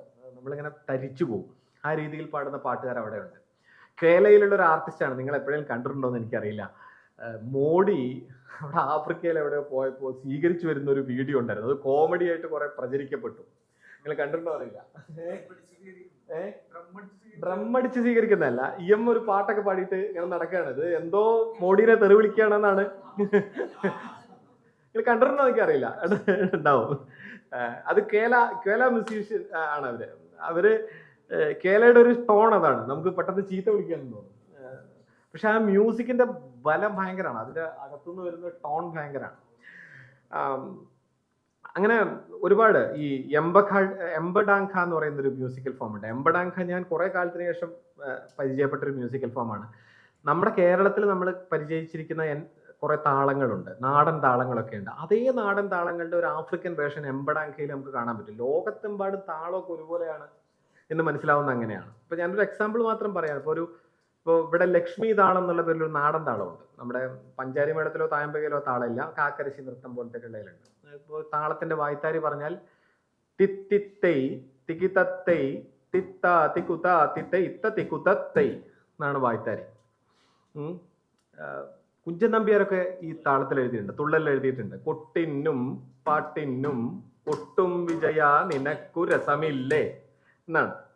കാവാലത്തിന്റെ വളരെ പ്രസിദ്ധമായ പാട്ടുണ്ട്. മുക്കുറ്റി തിരുതാളി കാടും പടലും പറിച്ചു കെട്ടിത്ത കെട്ടിത്ത തിത്ത മുക്കുറ്റി തിരുതാ 20 മാത്രാന്ന് ഞങ്ങൾ പറയും. അതിന്റെ ടെക്നിക്കാലിറ്റീസിലേക്ക് ഇപ്പം പോകുന്നില്ല. അപ്പോൾ ഇത് 20-40 ആക്കുമ്പോൾ വലിയ ലക്ഷ്മി എന്ന് പറയും. ഇതിനെ കൊച്ചു ലക്ഷ്മി എന്നാണ് പഴയ കാക്കരശിക്കാർ പറയാം. ഇത് 40 ആക്കിയാൽ വലിയ ലക്ഷ്മിയായി, എല്ലാം ഇരട്ടിച്ചാൽ. അതാണ് 59 പെൺപക്ഷി അതിന്റെ കൂടെ ഒരു ആൺപക്ഷി, ആൺപക്ഷി പെൺപക്ഷി തമ്മിൽ കൊത്തി അങ്ങനെയാണ് 12 തമൃത വരണം. ഇത് വലിയ ലക്ഷ്മിയാണ്. എനിവേ ഈ താളം ഇതേപോലെ നമുക്ക് എംബഡാങ്കയിൽ കേൾക്കാൻ പറ്റും, ഓൾമോസ്റ്റ് ഇതേപോലെ. അതാണ് അതിന്റെ അത്ഭുതം. ഞാൻ എന്നെ ഇങ്ങനെ വിസ്മയിപ്പിച്ച, ഞാനും മനോജ് ചേട്ടനൊക്കെ മനോജ് മുറൂരും ഒക്കെ ചേർന്നൊക്കെയാണ് അതൊക്കെ ഒരു സമയത്ത് അന്വേഷിക്കുന്നത്. സോ ഞാൻ പറഞ്ഞത്, ആഫ്രിക്കയിൽ സംഗീതം നമുക്ക് അടച്ചു വെക്കാൻ ഒരു വഴിയും ഉണ്ടായിരുന്നില്ല. അതുകൊണ്ട് തന്നെ 1867 മുതൽ ഈ ശക്തമായ അടിച്ചമർത്തൽ വരുന്ന ഒരു ഘട്ടം, അതായത് 86-ലെ സ്വർണത്തിന്റെ കണ്ടെത്തൽ, വില കുറഞ്ഞ കറുത്ത തൊഴിലാളികളെ ആശ്രയിച്ച് സാമ്പത്തിക ചൂഷണം നടത്താനുള്ള അപ്പാർത്തൈഡ് തീരുമാനം, ഇത് വരുന്നതോടുകൂടി അതിശക്തമായി ഈ സംഗീതം പൊട്ടിത്തെറിക്കുന്നത് നമുക്ക് കേൾക്കാൻ പറ്റും. അവിടുത്തെ ഒരുപാട്, ഇപ്പൊ ഷാർപ്പുവിൽ കൂട്ടക്കൊല 60-ലാണ് നടക്കുന്നത്, അവിടുത്തെ അപ്പാർത്തൈഡിലെ ഏറ്റവും വലിയ കൂട്ടക്കൊല. 2 സംഭവങ്ങളാണ് നമ്മൾ പറയാം. പിന്നെ ഒന്ന് സോവറ്റോ കലാപമാണ്, 1975-ലോ 76-ലോ ആണ് സോവറ്റോ കലാപം. ഈ 2 കാര്യത്തെയും അതിശക്തമായി വിമർശിക്കുന്നത് പ്രസംഗത്തിലൂടെയല്ല പാട്ടിലൂടെയാണ് എന്നത് അവിടുത്തെ ഒരു സ്ഥിരം രീതിയായിരുന്നു. കാരണം പ്രസംഗിച്ചാൽ അറസ്റ്റ് ചെയ്യപ്പെടും, അറസ്റ്റ് ചെയ്യപ്പെട്ട ഒരാൾ പോലും പിന്നീട് ഭൂമി കാണാത്ത വിധം അജ്ഞാതമാവുകയാണ് അവർ ചെയ്യുന്നത്. അവരൊക്കെ എവിടെ പോയി എന്ന് പോലും അറിയില്ല. നമുക്കിവിടെ ഒരു രാജനൊക്കെ ഉള്ളൂ കാണാതായതെങ്കിൽ 1 ലക്ഷമോ 2 ലക്ഷമോ അല്ല അവിടെ. ഞാൻ രാജൻ എന്ന് പറഞ്ഞു എന്നേ ഉള്ളൂ കേട്ടോ. ആരായാലും അജ്ഞാതരായ മനുഷ്യർ ആ കാലത്ത്. അങ്ങനെ ഒരു ലോകമാണ് അന്നത്തെ അപ്പാർത്തൈഡ് ആഫ്രിക്ക എന്ന് പറയുന്നത്. അപ്പം സിഫിസോ എൻടുലി എന്ന് പറയുന്ന അവിടുത്തെ ഒരു പ്രധാന പാട്ടുകാരുണ്ട്. അവർ പറയുന്നൊരു കാര്യമുണ്ട്, നമ്മൾ എവിടെ നിന്ന് വരുന്നു എന്ന് മനസ്സിലാവാത്തവർക്കായി നമുക്കൊരു ഗാനം വഴി നിരന്തരമായി ആശയവിനിമയം നടത്താം എന്നാണ് അവരുടെ പ്രധാന നോട്ട്. നമ്മൾ എവിടെ നിന്ന് വരുന്നു, അതായത് എവിടെ നിന്നാണ്, എന്താണ് ഞങ്ങൾ പറയാൻ പോകുന്നത്, ഞങ്ങൾ എവിടെ നിന്നാണ് വരുന്നത് എന്നറിയാനായിട്ടുള്ള വഴി നമുക്കൊരു പാട്ട് പാടുകയാണ്.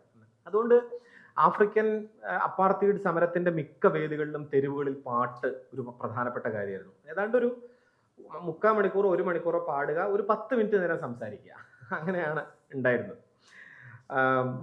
ഒരുപാട് വലിയൊരു ചരിത്രമാണ് മണ്ടേലയുമായി ബന്ധപ്പെട്ടുകൊണ്ട്. ഈ ഖൗലേസ എന്ന് പറഞ്ഞ് കുട്ടികളുടെ ഒരു ചെറിയ പാട്ടുണ്ടായിരുന്നു, ആ പാട്ടിനെ വരെ നിരോധിച്ചതിലുണ്ടായ പ്രതിഷേധം.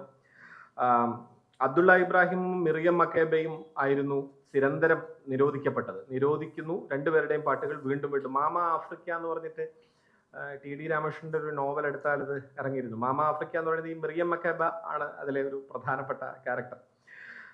മിറിയം മക്കേബയുടെ നിരവധി പാട്ടുകളുണ്ട്. മിറിയം മക്കേബയുടെ പാട്ടുകളാണ് ഈ സോവറ്റോ കലാപത്തിനൊക്കെതിരെ ശക്തമായി പാട്ടായിട്ട് മുന്നോട്ട് വന്നത്. സോവറ്റോ ബ്ലൂസ് എന്ന് പറയുന്ന ഒരു പാട്ടുണ്ട്. അത് അപ്പാർത്തൈഡ് ഘട്ടത്തിൽ നിരോധിക്കുകയും മിറിയം മക്കേബയെ കൊണ്ടുപോയി പല്ലുകളൊക്കെ അടിച്ച് കളയുകയൊക്കെ ചെയ്തു.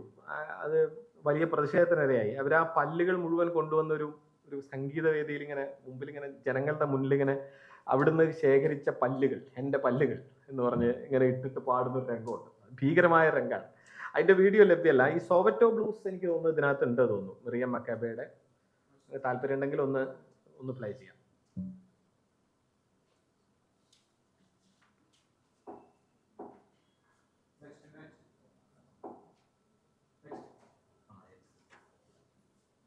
It's Miriam Makeba. Here's a song that was written for us by Hugh Masekela. He calls it Soweto Blues.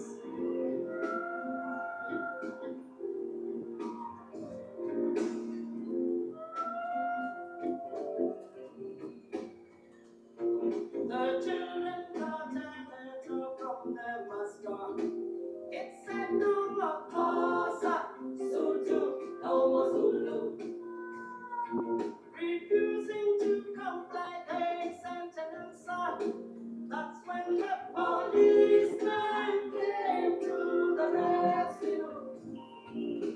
Children were flying, bullets flying, the mothers screaming and crying. The fathers were working in the city. The evening news brought up all the publicity. Just a little out of city.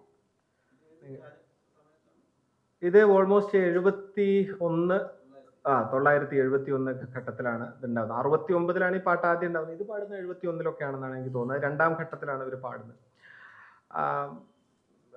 ഞാൻ വിടുകയാണ്. Blues എന്ന് പറയുന്നത് ഇത് അവിടുത്തെ ഒരു blues ശൈലിയാണ്. Blues എന്ന് പറയുന്ന ഒരു പ്രതിഷേധ സംഗീതത്തിന്റെ ശൈലിയായി വന്ന ഒരു രൂപമാണ്. റാപ്പ് എന്ന് പറയുന്ന ഒരു പൊതു അംബ്രലക്കകത്ത് ഒരുപാട് തരം ധാരകൾ ഡെവലപ്പ് ചെയ്തിട്ടുണ്ട്. റാപ്പ് ഒരു പ്രതിഷേധ സംഗീതമായിട്ടാണ് റാപ്പ് രൂപപ്പെടുന്നത്, അല്ല ജാസ് രൂപപ്പെടുന്നത്, നോട്ട് റാപ്പ്, ജാസ് രൂപപ്പെടുന്നത്. ജാസിന് പല പല രൂപങ്ങൾ ഉണ്ടാവുന്നുണ്ട് സംഗീതത്തിൽ. സൈക്കഡലിക്കൽ ആയിട്ടുള്ള രൂപം ഉണ്ടാവുന്നുണ്ട്, ഇൻഡിക്കലായിട്ടുള്ള രൂപം ഉണ്ടാവുന്നുണ്ട്, പല രൂപം ഉണ്ടാവുന്നുണ്ട്. അതിൻ്റെ തന്നെ ബ്ലൂസ് എന്ന് പറയുന്ന പ്രത്യേകമായ ഒരു ശാഖയായിട്ടാണ് ഡെവലപ്പ് ചെയ്യുന്നത്. അതിനൊരു ഹിസ്റ്ററി ഉണ്ട്, വിശദമാണ്, ഞാൻ ഇപ്പോൾ വിവരിക്കുന്നില്ല. എനിവേ, ഇത്രയും ഞാൻ ഈ പല നാടുകളുടെ പ്രതിരോധ സംഗീതത്തെ പറ്റി പറഞ്ഞു നിർത്തുന്നു. ഞാൻ ഈ റാപ്പിലേക്ക് പ്രവേശിക്കുകയാണ്. എൻ്റെ മുന്നിൽ എനിക്ക് 1 മണിക്കൂറാണുള്ളത്. ഓക്കെ, സോ റാപ്പ് മ്യൂസിക് എന്ന് പറയുന്നത് 1973 ഓഗസ്റ്റ് 11 ജനിച്ച ഒരു കുട്ടിയാണ്. ഓഗസ്റ്റ് 11 73 ഓഗസ്റ്റ് 11 ന്യൂയോർക്ക് സിറ്റിയിലെ സൗത്ത് ബ്രോങ്സ് എന്ന് പറയുന്ന ഒരു സ്ഥലമുണ്ട്. ന്യൂയോർക്കിന്റെ ഒരു, നമ്മൾ ബർ ദുബായ് എന്നൊക്കെ പറയുന്ന പോലെ ബർ ന്യൂയോർക്ക് ആയിട്ടുള്ള ഒരു സ്ഥലമാണ് ഈ സൗത്ത് ബ്രോങ്സ് എന്ന് പറയുന്നത്. ആ കാലത്ത് അവിടെ ഉണ്ടായിരുന്ന ഒരു പരിപാടി, ശക്തമായ കളർ ഡിസ്ക്രിമിനേഷൻ നിലനിൽക്കുന്നൊരു രാജ്യം എന്ന നിലയ്ക്ക്, മാത്രമല്ല മുതലാളിത്തത്തിന്റെ ആ സമ്പൂർണ്ണ സ്വഭാവത്തിലാണ് അന്ന് അമേരിക്ക പ്രവർത്തിച്ചുകൊണ്ടിരിക്കുന്നത്. ബ്ലാക്സിനെ ഏതൊക്കെ നിലയ്ക്ക് ഈ പറയുന്ന അമേരിക്കൻ സാമ്രാജ്യത്വത്തിന്റെ പൊതുധാരയിൽ നിന്ന് ഒഴിവാക്കി നിർത്താം എന്നതിനെ പറ്റി വലിയ സൈദ്ധാന്തികവും പ്രാക്ടിക്കലുമായിട്ടുള്ള ഗവേഷണങ്ങൾ രണ്ടും നടക്കുന്നുണ്ട്. അമേരിക്കൻ യൂണിവേഴ്സിറ്റികൾ പലതും സ്ഥാപിക്കപ്പെടുന്ന ആ ഘട്ടത്തിലാണ്. അമേരിക്കൻ യൂണിവേഴ്സിറ്റിയുടെ ആ ഘട്ടത്തിലെ മുഴുവൻ ഗവേഷണവും എങ്ങനെ ബ്ലാക്സിനെ അമേരിക്കയിൽ നിന്ന് ഒഴിവാക്കാം, ഈ ശല്യത്തെ എങ്ങനെ ഒഴിവാക്കാം എന്നൊക്കെ നിലയ്ക്കായിരുന്നു. സോ ഈ സൗത്ത് ബ്രോങ്സ് എന്ന് പറയുന്നത് അന്ന് തന്നെ ഒരു ക്രിമിനൽ കോളനി എന്നറിയപ്പെട്ടൊരു സ്ഥലമാണ്. സൗത്ത് ബ്രോങ്സ് എന്ന് പറയുന്നത് കൂടുതൽ ബ്ലാക്സ് മാത്രം അവിടെ താമസിക്കുന്നു. അതായത് നഗരങ്ങളുടെ ഒക്കെ പ്രാന്തപ്രദേശമായിട്ട് അങ്ങനെ ഒരു സ്ഥലം ഉണ്ടാവും. ഇന്ത്യയിലും അതുണ്ടായിരുന്നു. പണ്ട് ബ്രിട്ടീഷുകാർ നമ്മളെ ക്രിമിനൽ എന്താ പറയുക ക്രിമിനൽ വംശമായിട്ട് രേഖപ്പെടുത്തുന്ന ഒരു നിയമം ഉണ്ടായിരുന്നു എന്ന് ഞാൻ കേട്ടിട്ടുണ്ട്. കുറെ ജാതികൾ ജനിക്കുമ്പോഴേ ക്രിമിനലാണ്. അപ്പൊ നിങ്ങൾ ക്രിമിനൽ ആവാൻ കുറ്റകൃത്യം ഒന്നും ചെയ്യേണ്ടയില്ല, നിങ്ങൾ ക്രിമിനലാണ്. എന്തെങ്കിലും ആ നാട്ടിലൊരു മോഷണം നടന്നാൽ നിങ്ങൾ അറസ്റ്റ് ചെയ്താൽ മതി, ദാറ്റ്സ് ഓൾ. ആ രീതിയിൽ ക്രിമിനൽസ് താമസിക്കുന്ന ഒരു ഇടം എന്ന നിലയ്ക്ക് രേഖപ്പെടുത്തപ്പെട്ട ഒരു സ്ഥലമായിരുന്നു ഈ സൗത്ത് ബ്രോങ്സ് എന്ന് പറയുന്നത്. അവിടുത്തെ ആളുകളെല്ലാം മയക്കുമരുന്ന് ഉപയോഗിക്കുന്നവരാണ്, എക്സെട്ര. സ്വാഭാവികമാണ് കടുത്ത ദാരിദ്ര്യം.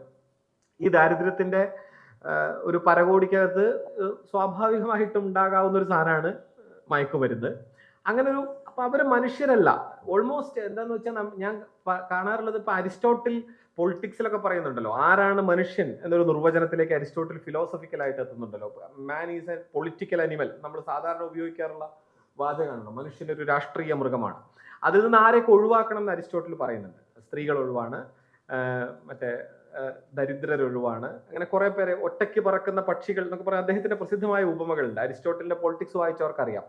ജനാധിപത്യത്തിന്റെ കാര്യമൊക്കെയാണ് നമ്മൾ പറയുന്നതെങ്കിലും ഒഴിവാക്കുന്നവരെ കുറിച്ച് അന്നേ നമുക്ക് തീരുമാനമുണ്ട്. അവിടെയാണല്ലോ സിറ്റിസൺ വരുന്നത്. ആദ്യമായി ആ വാക്ക് വരുന്ന അവിടെയാണ്. പൗരൻ, പുരത്വം, അത് കൃത്യം തർജ്ജമയാണ്.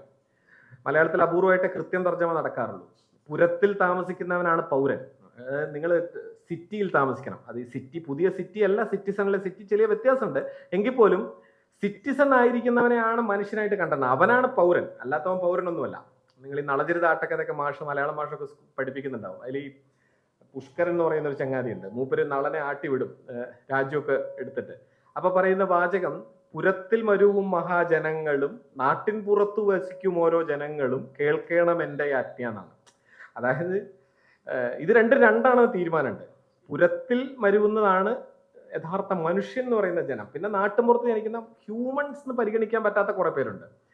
ഇത് ആ കാലത്തുണ്ടായിരുന്ന ആ ദർശനം 1970-കളിലും അതേപടി പിന്തുടരുകയാണ് അമേരിക്കൻ സാമ്രാജ്യത്വം അവിടെ അമേരിക്കയിൽ ചെയ്യുന്നത്. ഞാൻ പറഞ്ഞ പുറത്തെ രാജ്യത്തിലല്ല. അവിടെ 73-ൽ നടക്കുന്ന ഒരു ഇൻസിഡന്റ് ആണ് സത്യത്തിൽ ഒരു 100 യൂണിറ്റുകളുള്ള സെഡ്ജുക്ക് അവന്യൂ എന്ന് പറയുന്ന ഒരു ബിൽഡിങ്ങിൽ ഒരു 100 യൂണിറ്റുള്ള 100 ഫ്ലാറ്റുകളുള്ള ഒരു അവന്യൂ ആണ്. ഒരു അപ്പാർട്ട്മെന്റ് കെട്ടിടത്തിന്റെ മുകളിൽ ഒരു റിക്രിയേഷൻ റൂമിൽ ആണ് ഈ സംഭവം നടക്കുന്നത്. സിഡ്നി കാമ്പലിന്റെ നേതൃത്വത്തിൽ ഒരു പുതിയ സ്കൂൾ വസ്ത്രങ്ങളുടെ പണം സമാഹരിക്കാനായിട്ട് ബാക്ക് ടു സ്കൂൾ ജാം എന്ന് പറഞ്ഞൊരു പാർട്ടി നടക്കുകയാണ്. അങ്ങനെ പല പാർട്ടികളൊന്നും അവിടെ നടക്കുമായിരുന്നു. കുട്ടികൾക്ക് യൂണിഫോം വാങ്ങാൻ വരെ അവിടെ വഴിയില്ല. അതിനുവേണ്ടി ഒരു പാർട്ടി നടത്തും. ചെറിയ ടിക്കറ്റ് ചാർജ് ചെയ്താക്കി ആ പൈസയൊക്കെ പാടെ കൂട്ടി കുട്ടികൾക്ക് സ്കൂൾ യൂണിഫോം വാങ്ങലാണ് പരിപാടി. സോ ഏതാണ്ട് 300, ഞാനിത് വായിക്കുകയാണ്, പറഞ്ഞു കഴിഞ്ഞാൽ ചിലപ്പോൾ അത് സമയം പോകുന്നതുകൊണ്ടാണ്. ഏകദേശം 300 പേർക്ക് ഉൾക്കൊള്ളാൻ കഴിയുന്ന 1-ാം നിലയിലെ റിക്രിയേഷൻ റൂമിൽ നടന്നൊരു സാധാരണ പാർട്ടിയായിരുന്നു അത്. എന്നാൽ അന്നത്തെ സംഗീതവും നൃത്തവും അതിനെ സംഗീത ചരിത്രത്തിൽ എഴുതി ചേർത്തു. സിഡ്നിയുടെ ജന്മദിനാഘോഷവും കൂടിയായിരുന്ന ഈ പാർട്ടിയിൽ അവളുടെ 18-കാരനായ സഹോദരൻ ക്ലൈവ് കാമ്പൽ അഥവാ DJ കൂൾ ഹെർക്കായിരുന്നു പ്രധാന ആകർഷണം. 12-ാം വയസ്സിൽ ബ്രോങ്സിലേക്ക് കുടിയേറിയ ജമൈക്കൻ കുടിയേറ്റക്കാരനായ ക്ലൈവ് കാമ്പൽ കിങ്സ്റ്റണിലെ റെഗ്ഗെ സൗണ്ട് സിസ്റ്റവും അതിന്റെ സംസ്കാരവും ആഗിരണം ചെയ്ത പാട്ടുകാരനായിരുന്നു. ഹെർക്കിന്റെ പ്ലേലിസ്റ്റ് വൈവിധ്യപൂർണ്ണവും ആ കാലത്തെ ഡിസ്കോ, സൈക്കോളജിക്കൽ റോക്ക് ട്രെൻഡുകളിൽ നിന്ന് വളരെ വ്യത്യസ്തവുമായിരുന്നു. ജിമ്മി കാസ്റ്റർ ബെഞ്ചിന്റെ ഇറ്റ്സ് ജസ്റ്റ് ബിഗൻ, ജെയിംസ് ബ്രൗണിന്റെ ലൈവ് ആൽബങ്ങളിൽ നിന്നുള്ള റോ ട്രാക്കുകൾ, ഫങ്കർ, സോൾ തുടങ്ങിയ റെക്കോർഡുകൾ എന്നിവയെല്ലാം ഹെർക്ക് പ്ലേ ചെയ്തുകൊണ്ടിരുന്നു. അങ്ങനെ മുന്നോട്ട് പോവുകയാണ് ആ ഒരു മ്യൂസിക്കൽ പാർട്ടി. ആ സമയത്ത് ബ്രോങ്സ് യുവാക്കളെ ആകർഷിക്കാൻ വേണ്ടി ഹെർക്കിന്റെ സുഹൃത്തായിട്ടുള്ള ഈ കോക്ലാ റോക്ക് എന്ന് പറയുന്ന ഒരു ഫ്രണ്ട് ഒരു സ്വമേധയാ ഒരു മൈക്രോഫോൺ എടുത്ത് സുഹൃത്തുക്കളുടെ പേര് വിളിച്ചും ബ്രേക്ക് ബീറ്റുകൾക്ക് മുകളിൽ ആവേശകരമായ റൈമുകൾ ഇങ്ങനെ പറഞ്ഞും തുടങ്ങി. ഇതിനെയാണ് ആദ്യത്തെ റാപ്പ് ഇൻസിഡന്റ് എന്ന് രേഖപ്പെടുത്തപ്പെടുന്നത്. അത് ഭയങ്കരമായി എല്ലാവർക്കും ഇഷ്ടാവുന്നു. ഈ പാർട്ടിയോടുകൂടി ലാഹർക്ക് ഒരു താരമായി മാറുന്നു. ഹെർക്കിന്റെ പാർട്ടികൾ സെഡാർ പാർക്ക് വളരെ പ്രധാനപ്പെട്ട സ്ഥലങ്ങളിലേക്ക് മാറുന്നു. ഗ്രാൻഡ് മാസ്റ്റർ ഫ്ലാഷ് എന്ന് പറയുന്ന അക്കാലത്തെ പ്രധാനപ്പെട്ട അവിടുത്തെ ഒരു റോക്ക് സംഗീതജ്ഞൻ, ഇത് കൊള്ളാമല്ലോ, ഈ പാട്ടൊന്നുമല്ല, അതിനിടയ്ക്കിടയ്ക്ക് ആ ബീറ്റിൽ ഇങ്ങനെ പറഞ്ഞുകൊണ്ടിരിക്കുക, സ്പീഡി ആയിട്ട് വാക്കുകൾ പറയുക, അത് കൊള്ളാവുന്ന ഒരു പരിപാടിയാണ് തിരിച്ചറിയുകയും ഗ്രാൻഡ് മാസ്റ്റർ ഫ്ലാഷ് അത് കാര്യമായി എടുക്കുകയും ചെയ്യുന്നു. തുടർന്ന് ക്രമേണ റാപ്പിന്റെ ഒരു ഹിസ്റ്ററി ആരംഭിക്കുകയാണ്. അത് ഹിപ്പ് ഹോപ്പിന്റെ ഒരു ഉദയമാണത്. യഥാർത്ഥത്തിൽ റാപ്പിന്റെ മാത്രമല്ല, ഹിപ്പ് ഹോപ്പ് കൾച്ചറിന്റെ ഒരു ഉദയമാണ്. ഹിപ്പ് ഹോപ്പിന്റെ ഒരു രാഷ്ട്രീയ പശ്ചാത്തലം വിശദമാണ്, ഞാനത് വിവരിക്കുന്നില്ല. ഹിപ്പ് ഹോപ്പ് എന്ന് പറയുന്നത് പ്രധാനമായും 4 തൂണുകളായിട്ട് പറയുന്ന ഒരു കാര്യമാണ്. ഹിപ്പ് ഹോപ്പിന് 4 തൂണുണ്ട് എന്ന് പറയും. അതിലെ ഒന്നാണ് ഡിജെയിങ്. എന്ന് പറയുന്നത്. നമ്മൾ ഡി ജെ പാർട്ടി എന്ന് പറയുമ്പോൾ നിങ്ങൾക്ക് എല്ലാവർക്കും അത് കേരളത്തിൽ ഇപ്പോൾ സുപരിചിതമാണ്. പൊതുവെ ഡി ജെ എന്ന് പറയുന്നതാണ് ഹിപ്പ് ഹോപ്പിന്റെ ഒരു കൾച്ചർ. രണ്ടാമത്തെ ഒരു കൾച്ചർ എന്ന് പറയുന്നത് റാപ്പിംഗ് ആണ്. അതാണ് രണ്ടാമത്തെ ഒരു തൂണ്. മൂന്നാമത്തെ ഒരു തൂണ് ബ്രേക്ക് ഡാൻസ് ആണ്. ഇന്ന് മലയാളിക്ക് ബ്രേക്ക് ഡാൻസ് എന്താണെന്ന് പറയേണ്ടത്. മൈക്കിൾ ജാക്സൺ വന്നതോടുകൂടി ബ്രേക്ക് ഡാൻസ് കുറെ കൂടി ലോകത്തെമ്പാടും സുപരിചിതമായി. നാലാമത്തെ ഒന്ന് ഗ്രാഫിറ്റിയാണ്. ഗ്രാഫിറ്റി മാത്രമായിരിക്കും ഇന്നും പൊതു കേരളത്തിന് അത്ര കണ്ട് സുപരിചിതമല്ലാത്തൊരു ആർട്ട് ഫോം. ചിലപ്പോൾ ബിനാലെ കാണുന്നവർക്കോ ഗ്രാഫിറ്റി പരിചയമുള്ളവരോ ഉണ്ടാവാം കേട്ടോ നിങ്ങളുടെ ഇടയിൽ. പക്ഷേ ഗ്രാഫിറ്റി നമ്മുടെ ഇടയിൽ അത്ര പ്രചാരത്തിലില്ല. ഗ്രാഫിറ്റി ചിത്രകലയുടെ ഒരു വികൃതവൽക്കരണമാണ് എന്ന വാദം ശക്തമായി വ്യവസ്ഥാപിതവാദികൾ ഉന്നയിക്കുകയും ചെയ്തുകൊണ്ടിരുന്നു. അതുകൊണ്ട് ഗ്രാഫിറ്റി ഇന്നും അത്ര ശക്തമായിട്ടില്ല. ഈ 4 എണ്ണമാണ് നമ്മൾ ഹിപ്പ് ഹോപ്പിന്റെ 4 തൂണുകൾ എന്ന് പറയാം. ഇതിലെ രണ്ടാമത്തെ ഏറ്റവും പ്രധാനപ്പെട്ട തൂണാണ് ഈ റാപ്പ് എന്ന് പറയുന്നത്. റാപ്പ് ക്രമേണ ആഗോളമായി വ്യാപിക്കപ്പെടുന്നു. ഈ ആദ്യഘട്ടത്തിലെ എനിക്ക് തോന്നുന്നു കൂൾ ഹാർക്കിന്റെയോ അല്ലെങ്കിൽ ഗ്രാൻഡ് മാസ്റ്റർ ഫ്ലാഷിന്റെയോ എന്തെങ്കിലും ഒരു റെക്കോർഡ് ഇതിലുണ്ടാവും. ഒന്ന് പ്ലേ ചെയ്ത് നോക്കിയാൽ.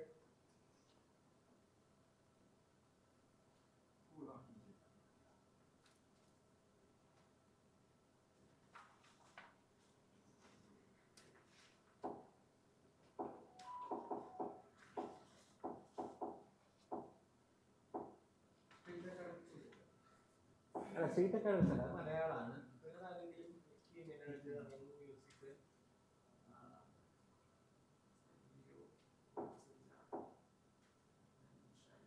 കാണുന്നില്ല അല്ലെ? എത്ര ഉള്ളൂ അല്ലേ? റൺ MDC എന്നുള്ള സാധനം ഇവിടെ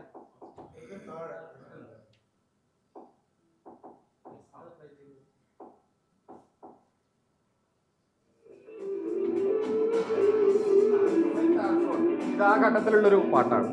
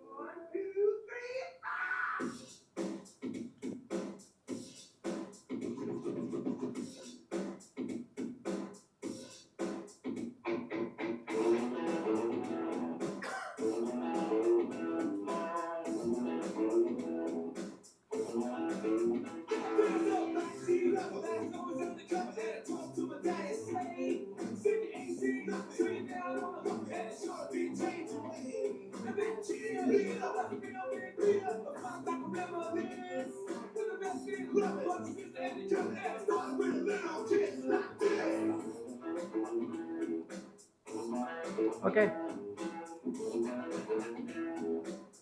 നിങ്ങൾക്കത് കാണുമ്പോൾ തന്നെ മനസ്സിലായി കാണും. ഇതിന്റെ ഒരു പൊതു സ്വഭാവം യുവത്വത്തിന്റെ ഒരു കൂസലില്ലായ്മയാണ്. ധിക്കാരമാണ് ഇതിന്റെ ഒരു കാതൽ. ഒരു കൂസലില്ലായ്മയാണ്. റിബൽ എന്നുള്ള സാധനമാണ്. അത് ചോർന്നാൽ പിന്നെ റാപ്പില്ല. അതാണ് ഞാൻ ആദ്യം പറഞ്ഞത്. നൊസ്റ്റാൾജിയ പിടിച്ചാൽ റാപ്പ് പോകും. പിന്നെ അതിനകത്തുനിന്ന് അത് കട്ടൻ ചായ വെക്കാൻ പറ്റൂല എമ്മിലേക്ക്.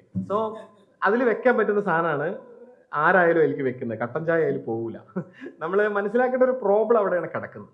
ഞാൻ അത് ഇതിലേക്ക് വരാം. ഞാൻ പറഞ്ഞു വന്ന കാര്യം, റാപ്പിന്റെ ഈ കൂസലില്ലായ്മ എന്ന് പറയുന്നത് അതിന്റെ വളരെ പെട്ടെന്നുള്ള ആഗോള വ്യാപനത്തിലേക്ക് എത്തി. അത് ആഫ്രിക്കയിലേക്ക് വരുന്നു. ടോങ്കോ ഡ്രാഗ പോലുള്ള ആളുകൾ വരുന്നു. മിക്കി മിനാജ് വരുന്നു. അങ്ങനെ പുതിയ പുതിയ അനേകം ഫെമിനൻ ആയിട്ടുള്ള ഗംഭീര ആവിഷ്കാരങ്ങൾ വരുന്നു.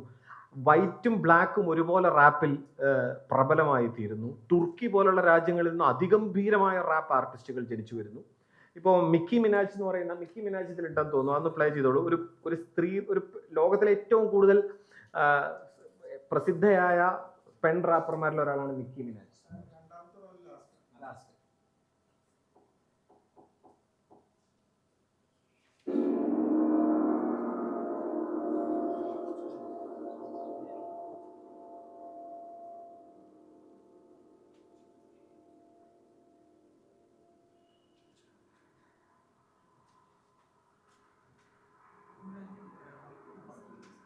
റഹ്മാന്റെ ഒരു പാട്ടില് ഒരു ചെറിയ I knew you'd come. Somehow I just knew you'd find me. Not knowing where I was or when I was coming back sent you crazy. I kept my spies on you though.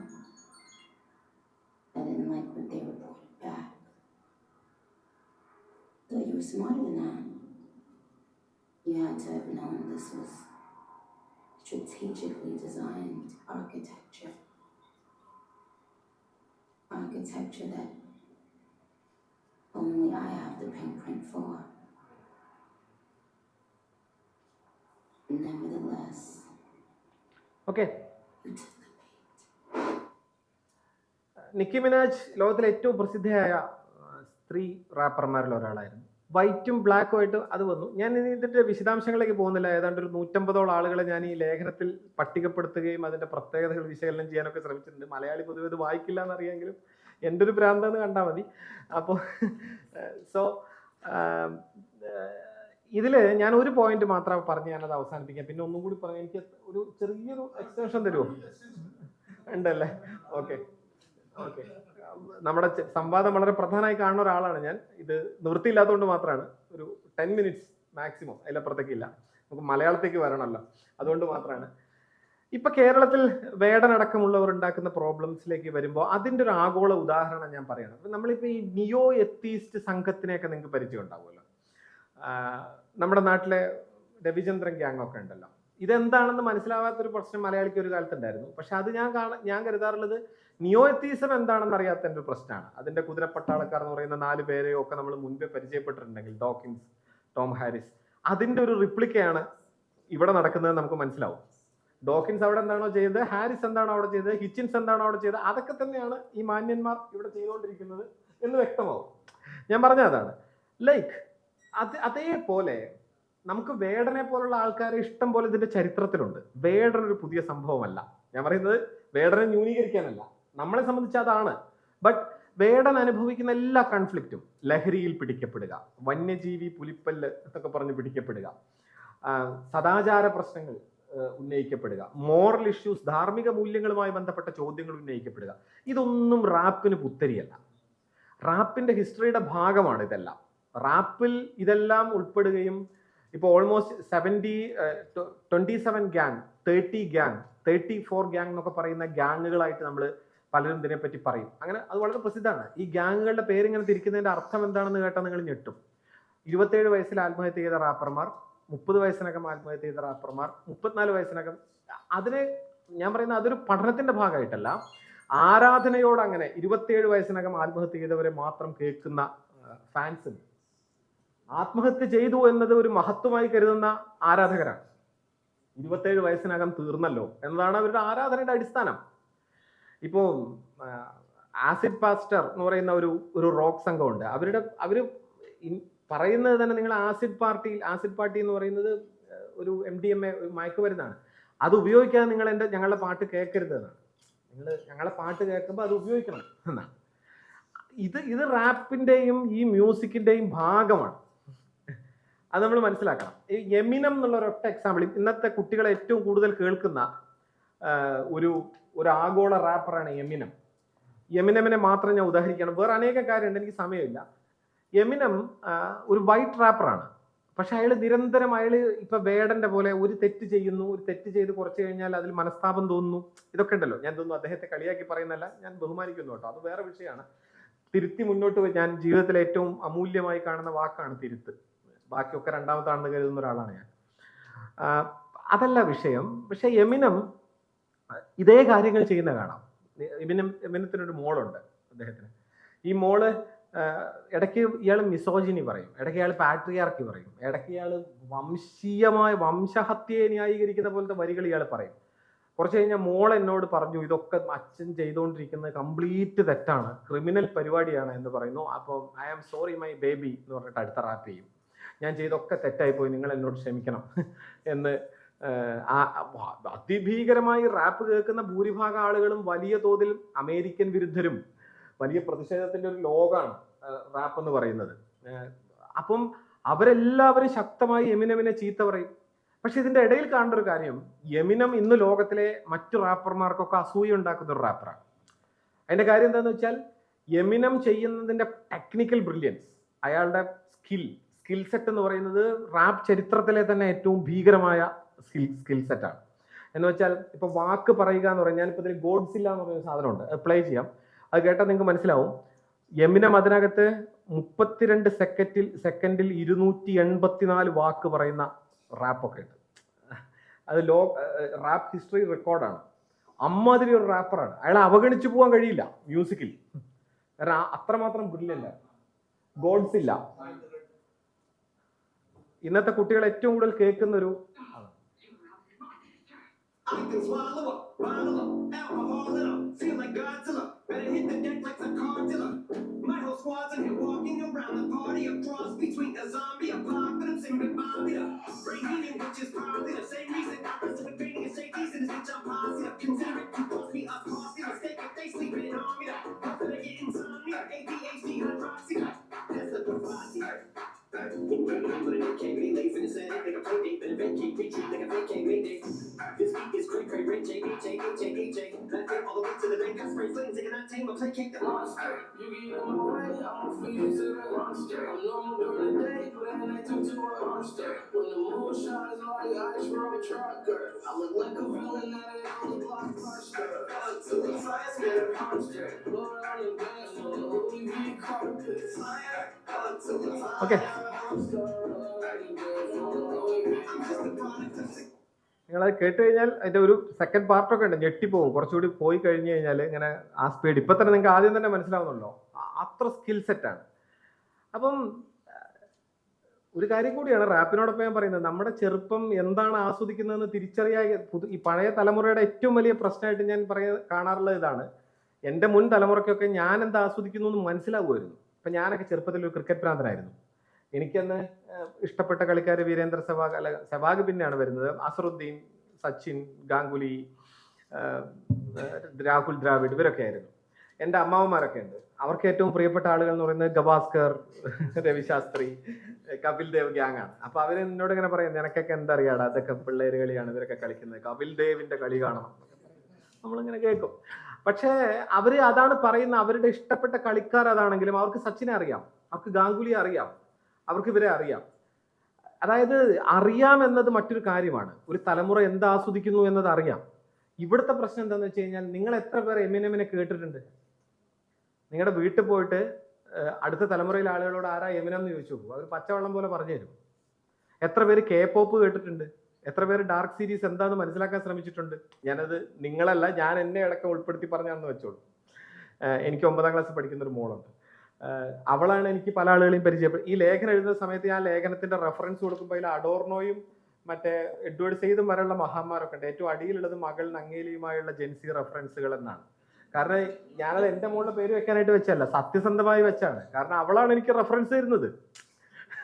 അവൾക്കറിയുന്ന വിവരം എനിക്കില്ല, സ്വാഭാവികമാണത്. Okay, ഞാൻ പറഞ്ഞു വന്ന കാര്യം ഇതാണ്. ആഗോള rap ഹിസ്റ്ററിയുടെ ഒരു സംക്ഷിപ്തം. ഇതുപോലും സംക്ഷിപ്തമല്ല, ഒരു കടലാണ് ഞാനതിനെ അവതരിപ്പിച്ചത്. മലയാളത്തിലേക്ക് വരുമ്പോൾ എനിക്ക് തോന്നുന്നത് മലയാളത്തിൽ വളരെ വൈകി വന്ന നില, മലയാളത്തിലെല്ലാം വൈകിയേ വരാറുള്ളൂ, അങ്ങനെ ഉണ്ടല്ലോ. അപ്പം ഏറ്റവും പുതിയതുപോലെ സ്വീകരിക്കുകയും അന്തം വിടുകയും ഒക്കെ ചെയ്യും. മലയാളിയുടെ ഒരു ഇതാണ്. എനിക്ക് തോന്നുന്നത് കുറെ കാലങ്ങൾക്ക് മുമ്പ് അതിനകത്തുണ്ട്, നിങ്ങൾക്ക് വേണമെങ്കിൽ അത് പ്ലേ ചെയ്യാം കേൾക്കാത്തവർക്ക് വേണ്ടി. ബക്കറ്റ്, നീല ബക്കറ്റ് എന്നൊരു പാട്ട്. അതാണ് എൻ്റെ അറിവിൽ അതുണ്ട്. പക്ഷെ അതൊരു ചലച്ചിത്ര റാപ്പിന്റെ ഒരു ഭാഗം മാത്രമാണ്. അതിപ്പോ അങ്ങനെ പറയുകയാണെങ്കിൽ A.R. റഹ്മാൻ പെട്രോൾ റാപ്പ് ഒക്കെ ചെയ്യുന്നുണ്ട്. ഓക്കെ, ബട്ട് ഒരു ആൽബം സോങ് പോലെ ഒരു റാപ്പ് വരുന്നത് നീല ബക്കറ്റാണ്. അതൊരു പാരഡിയാണ്. അതായത് 15 സെന്റ് എന്ന് പറയുന്ന ഒരു റാപ്പ് ഉണ്ട് മുമ്പ് തന്നെ. 15 സെന്റിന്റെ ഒരു റാപ്പിന്റെ ക്ലിയർ പാരഡിയാണ്. വേണമെങ്കിൽ വെക്കാം, പ്ലേ ചെയ്യണോ? Yes, okay.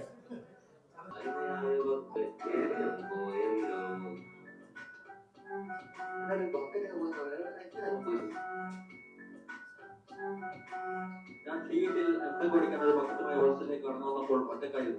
ഈ ബക്കറ്റിനെ കുറിച്ച് വ്യക്തമായി പറയാൻ ചാത്തന്മാർ പോലും കഴിയും, പക്ഷെ എനിക്ക് കഴിയും.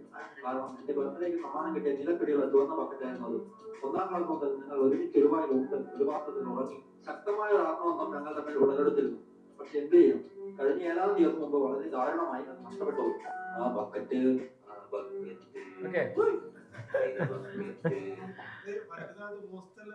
അതെ, ഞാനൊക്കെ പാടി നടന്നിരുന്ന പാട്ടാണ് ബക്കറ്റ്. നമ്മളൊക്കെ പ്രിയപ്പെട്ട പാട്ടായിരുന്നു. ദെൻ സ്ട്രീറ്റ് അക്കാഡമിക്സ് ആണ് പിന്നീട് ആദ്യമായി ഒരു സാന്നിധ്യം മലയാളത്തിൽ ഉണ്ടാക്കുന്നത്. ഇതിന്റെ ടോട്ടൽ ഹിസ്റ്ററിക്ക് ഞാൻ കിടക്കുന്നില്ല. സ്ട്രീറ്റ് അക്കാഡമിക്സ് ചെയ്തിരിക്കുന്ന ആദ്യത്തെ സാധനം ഞാനതിൽ ഇട്ടിട്ടുണ്ടെന്ന് തോന്നുന്നു. യെസ്. അപ്പം നെക്സ്റ്റ് അതിന്റെ വരികൾ നിങ്ങൾ ശ്രദ്ധിക്കണം. ഞാൻ ഈ ലേഖനത്തിന് ഇട്ടിരിക്കുന്ന പേര് കാതോർത്തിരുന്ന പൂരം കൊടിയേറുമ്പോൾ എന്നാണ്. അത് ഈ പാട്ടിനടുത്താണ്. കാരണം ഈ ആദ്യത്തെ റാപ്പായിരുന്നു. പൂരം വരാനിരിക്കുന്ന പൂരം കൊടിയേറാൻ നിങ്ങൾ കാതോർത്തിരുന്നോ എന്നർത്ഥം വരുന്ന ഒരു വരി അതിലുണ്ട്. അതന്ന് അതത്ര ശരിയല്ലെങ്കിലും ആ വരി ഏതാണ്ട് സാർത്ഥകമായി. അത് ഇന്നാണെന്ന് മാത്രം. Okay. Wajiba, turn up the beat, will ya? Be kicking it old school, fool. Ganda, malayalam program kulikyo. കാലത്തിൽ ചിലച്ചു തുടങ്ങി ഇതിലേക്ക് തുടങ്ങി from the land of the coconut tree with the microphone free now you see biryani sulaimani മാറി മലയാളം പാട്ടിൻ നിൽപ്പുത ശ്രേണി ചതിയൻ ചന്തു എന്തു കണ്ടു വടക്കൻ പാട്ടോ അതോ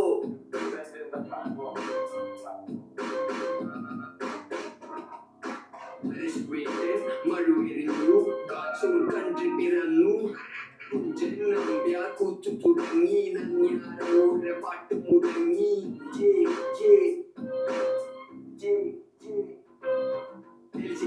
ശരി തോരൻ ഒരു $16 and then I'm off to Mars. I'm a high the stars. You see the stars now? This is not in hip hop, brother. Okay. Anyway അവിടെ നിങ്ങളുടെ ഇതിൻ്റെ ഒരു ചരിത്രമുണ്ട്. ഞാൻ അതിലേക്ക് ഒരു പ്രധാന കാര്യം നിങ്ങൾക്ക് എല്ലാവർക്കും അറിയാമായിരിക്കും. ഒരു ഘട്ടത്തിൽ മാമുക്കോയ ഓൾമോസ്റ്റ് റാപ്പിലേക്ക് കയറി വരുന്നു. മോഹസിൻ പരാരിയുടെ മറ്റേ നെറ്റീവ് ബാപ്പ എന്ന് പറയുന്ന കാര്യം അത് ഏതാണ്ട് വലിയ താമസം ഇല്ലാതെയാണ് വരുന്നത്. അത് വരുന്ന സമയത്ത് തന്നെ നമ്മളിത് നോക്കണം എന്ന് ഞാനൊരു ചെറിയ ആർട്ടിക്കിൾ അന്ന് എഴുതിയിരുന്നു. അന്നത് എന്തിനാണ് എഴുതുന്നതെന്ന് ചോദിച്ചവരാണ് നമ്മുടെ പ്രധാനപ്പെട്ട ആളുകളല്ല. ഞാനെന്തോ പ്രവാചകനായിട്ട് പറയുന്നൊന്നും അല്ല കേട്ടോ. നമ്മളിത് ആസ്വദിക്കുന്നൊരു കാണി എന്ന നിലയ്ക്ക് മാത്രമായിരുന്നു. എനിവേ ഞാൻ പറഞ്ഞത് തുടർന്ന് റാപ്പിന്റെ ഒരു യാഹു ചാറ്റ് റൂംസ് ഒക്കെ തുടങ്ങുന്നു. ഞാൻ ഈ സ്ട്രീറ്റ് അക്കാഡമിക്സിന്റെ ഒക്കെ ചാറ്റ് റൂമിലുണ്ടായിരുന്നു. നമ്മൾ ഇവരൊക്കെ ആയിട്ട് കമ്പനിയായിരുന്നു. അന്ന് മലയാളം റാപ്പിന് പറ്റിയ ഭാഷയാണോ അല്ലയോ എന്നൊക്കെ ഘോരമായ ചർച്ചകൾ നടക്കുന്നുണ്ട് ഇതിനകത്ത്. ചിലർ വന്നിട്ട് അത് ശരിയാണെന്ന് പറയും, ചിലർ ഭയങ്കര തെറ്റാണ്, മലയാളം അതിന് പറ്റുന്നല്ല, മലയാളം ഒരു ഗംഭീര മറ്റേ എന്തോ ഒരു ഭാഷയാണ് എന്ന് പറഞ്ഞുള്ള ചർച്ചയൊക്കെ നടക്കുന്നുണ്ട്. സംഗീതത്തിനകത്ത് നിന്നും സാഹിത്യകാരന്മാരും ലോകത്തിൽ എല്ലാറ്റിനെ പറ്റി അഭിപ്രായം പറയാൻ അറിയാവുന്ന ഒരു കൂട്ടരാണല്ലോ മലയാളം മാഷന്മാർ. പണങ്ങരുത്, അതുകൊണ്ട് പറയുന്നതല്ല കേട്ടോ. ഞാൻ സാന്ദർഭികമായി പറഞ്ഞ മാതൃഭൂമി ചാനലില് എന്തോ തുമ്പ എന്നൊരു സാധനം മോളിക്ക് വിക്ഷേപിച്ചു. എന്തോ ഒരു സാധനം എന്ന് വെച്ചാൽ എന്തോ റോക്കറ്റ്. അപ്പൊ അതിന്റെ ഒരു ചർച്ചയ്ക്കകത്ത് സൂതകുമാരി ടീച്ചർ ഉണ്ടായിരുന്നു രാത്രി ന്യൂസ് നൈറ്റില്. എനിക്ക് എന്റെ ലോജിക് ഒന്നും മനസ്സിലായിട്ടില്ല. ടീച്ചർക്ക് വലിയ അഭിമാനമുണ്ട്, എന്തോ ഒരു വാണം മോളിക്ക് വിട്ടിട്ടുണ്ടെന്നല്ലാതെ യാതൊന്നും ടീച്ചറെ കുറ്റല്ല. ഞാൻ പറയുന്നത് മലയാളിയുടെ ഒരു പൊതുബോധത്തിനകത്ത് ഈ മാഷന്മാർക്ക് എല്ലാ വിവരമുണ്ട്. ഞങ്ങൾ പാവ ഐ.ടിക്കാരൊക്കെയാണ്. കുഴപ്പമില്ല, ഞാനതിൽ പരാതിയുള്ള ആളല്ല. എനിക്ക് വളരെ കുറച്ച് ചില കാര്യങ്ങളെ പറ്റി അറിയാൻ ശ്രമിക്കുന്നു. ബാക്കി ഒരുപാട് കാര്യങ്ങൾ എനിക്ക് 10 വയസ്സൊക്കെ അറിയില്ല. അതാണ് എൻ്റെ യോഗ്യത. എനിവേ ഞാൻ പറഞ്ഞ മലയാളം റാപ്പ് തുടർന്നൊരു പ്രത്യേക ഘട്ടമാകുമ്പോഴേക്കും മലയാളത്തിന്റെ ഈ ഹിന്ദിക്കാരെ പറയുന്ന ഒരു ടോണുണ്ട്, ഖഡ്ബഡ് ലാംഗ്വേജ് എന്ന് പറയും. നോർത്ത് ഇന്ത്യയിൽ പോയി താമസിച്ചവർക്കൊക്കെ അറിയാം. മലയാളം നിറച്ച് ഹമ്പുള്ള ഭാഷയാണെന്ന് പറയും, മ്യൂസിക്കലല്ല. തമിഴന്മാരും ഈ ആരോപണം ഉന്നയിക്കാറുണ്ട്. ഇമ്പമാന കുരൽ, ഇസൈ കുരൽ എന്ന് വെച്ചാൽ തമിഴാണ്, മലയാളത്തിന് ഹമ്പ് കൂടുതലാണ് എന്ന് പറയും. പക്ഷെ അത് റാപ്പിന് വളരെ അനുയോജ്യമാണ്. ഈ ഖഡ്ബഡ് ലാംഗ്വേജ് എന്ന് പറയുന്ന ഹമ്പുകൾ, മലയാളത്തിന്റെ കൂട്ടക്ഷര പ്രയോഗങ്ങൾ, മലയാളത്തിന്റെ ഈ അക്ഷരങ്ങളുടെ ഈ സ്വഭാവം, അതിന് ഖിലോപസംഗ്രഹം എന്നോ അനുനേസികാതി പ്രസം എന്നൊക്കെ മലയാളം ഭാഷമാർക്ക് പറയാം. ഞാൻ അതൊന്നും പറയുന്നില്ല, ബട്ട് അത് ഇതിൽ വളരെ പ്രധാനപ്പെട്ടതാണ്.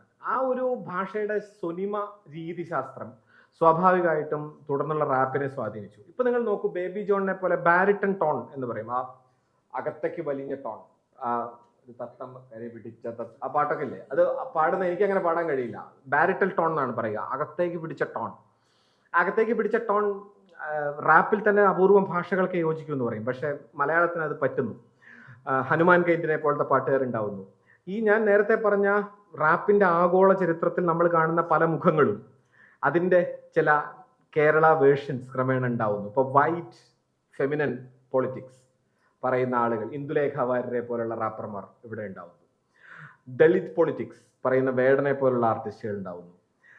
പ്രാദേശിക ചരിത്രത്തിൽ നിന്നുകൊണ്ട്, പ്രാദേശിക വാമൊഴിയിൽ നിന്നുകൊണ്ട് ആ വാമൊഴിക്കകത്ത് നിന്ന് പ്രതിരോധത്തിൻ്റെ പുതിയ മുഖം ഉണ്ടാക്കുന്ന ആളുകൾ, ടാപ്സിയെ പോലെ അങ്ങനത്തെ ആളുകൾ ഉണ്ടാകുന്നു. ഇങ്ങനെ പല തരത്തിൽ ഇത് തുറക്കുകയാണ്. ഇതിൻ്റെ ശരിതെറ്റുകളെ പറ്റി പറയാനൊന്നും ഞാൻ ആളല്ല. ഇതിൻ്റെ ധാർമ്മിക മൂല്യങ്ങളെപ്പറ്റി എനിക്കറിയില്ല. അതിലൊന്നും ഞാൻ വിദഗ്ധനല്ല. നിങ്ങളൊക്കെ എന്നേക്കാൾ അത്തരം കാര്യങ്ങളിൽ അറിവുള്ള ആളുകളാണ്. എന്തായാലും ഒരു കാര്യം ഉറപ്പാണ്, ഈ പൂരം കൊടിയേറിയവർ തന്നെ അതിൻ്റെ അവസാന കൊടിയും അഴിക്കുന്നതാണ് ചരിത്രം. അതല്ലാതെ നമ്മൾ പുറത്ത് നിന്നിട്ട് ആ കൊടി അഴിച്ചാൽ ആ കൊടി അഴിയൊന്നുമില്ല. പൂരം നടക്കും. ഒന്ന്. സെക്കൻഡ് വൺ, നമ്മളിതിനെയൊക്കെ സ്വീകരിക്കേണ്ടത് എങ്ങനെ എന്നത് വളരെ പ്രധാനപ്പെട്ട ഒരു പോയിന്റാണ്. ഇപ്പോൾ ഞാൻ നേരത്തെ പറഞ്ഞ പോലെ നമുക്ക് ആവശ്യമുള്ള ചിലത് എടുക്കാം, ആവശ്യമില്ലാത്തത് എടുക്കണ്ടെന്ന് വെച്ചാൽ അങ്ങനെയൊന്നും സംഗീതം വഴിപ്പെട്ട് വന്നൊരു ചരിത്രമില്ല. കല അങ്ങനെ പോരില്ല. കല ഒന്നാകെ പോരുള്ളൂ. നിങ്ങൾക്ക് മയക്കുമരുന്ന് വേണ്ട, ഞാൻ മയക്കുമരുന്നിൻ്റെ ആളല്ല, നിങ്ങൾ ഇനി അങ്ങനെ പറയരുത്, അതല്ല കേട്ടോ പോയിന്റ്. പോയിന്റ് ഇത്രേ ഉള്ളൂ, നമുക്കിഷ്ടമില്ലാത്ത കുറേ സാധനത്തിൽ വേണ്ട, റിബൽ ആവണ്ട. നിങ്ങൾ സോഫിസ്റ്റിക്കേറ്റഡ് ആയിട്ട് ഗവൺമെന്റിന്റെ വേദികളിൽ നിന്ന് ഭംഗിയായി ചെത്തിമിനുക്കി പാടൂ എന്ന് പറഞ്ഞാൽ 2 വേദിയിലൊക്കെ പാടാം, റാപ്പ് അവിടെ നിൽക്കൂല. അതാണ് അതിൻ്റെ ഒരു പ്രശ്നം. അങ്ങനെ വിരിച്ചോടുത്ത് കിടക്കുന്ന ഒരു ഐറ്റം അല്ലത്. സോ സംഗീതത്തിൻ്റെ ഒരു വലിയ സ്വാതന്ത്ര്യ ലോകമാണ്. ഈ സ്വാതന്ത്ര്യ ലോകം മലയാളത്തിൽ കഴിഞ്ഞ കുറച്ചു കാലമായി തുറന്നിരിക്കുന്നു.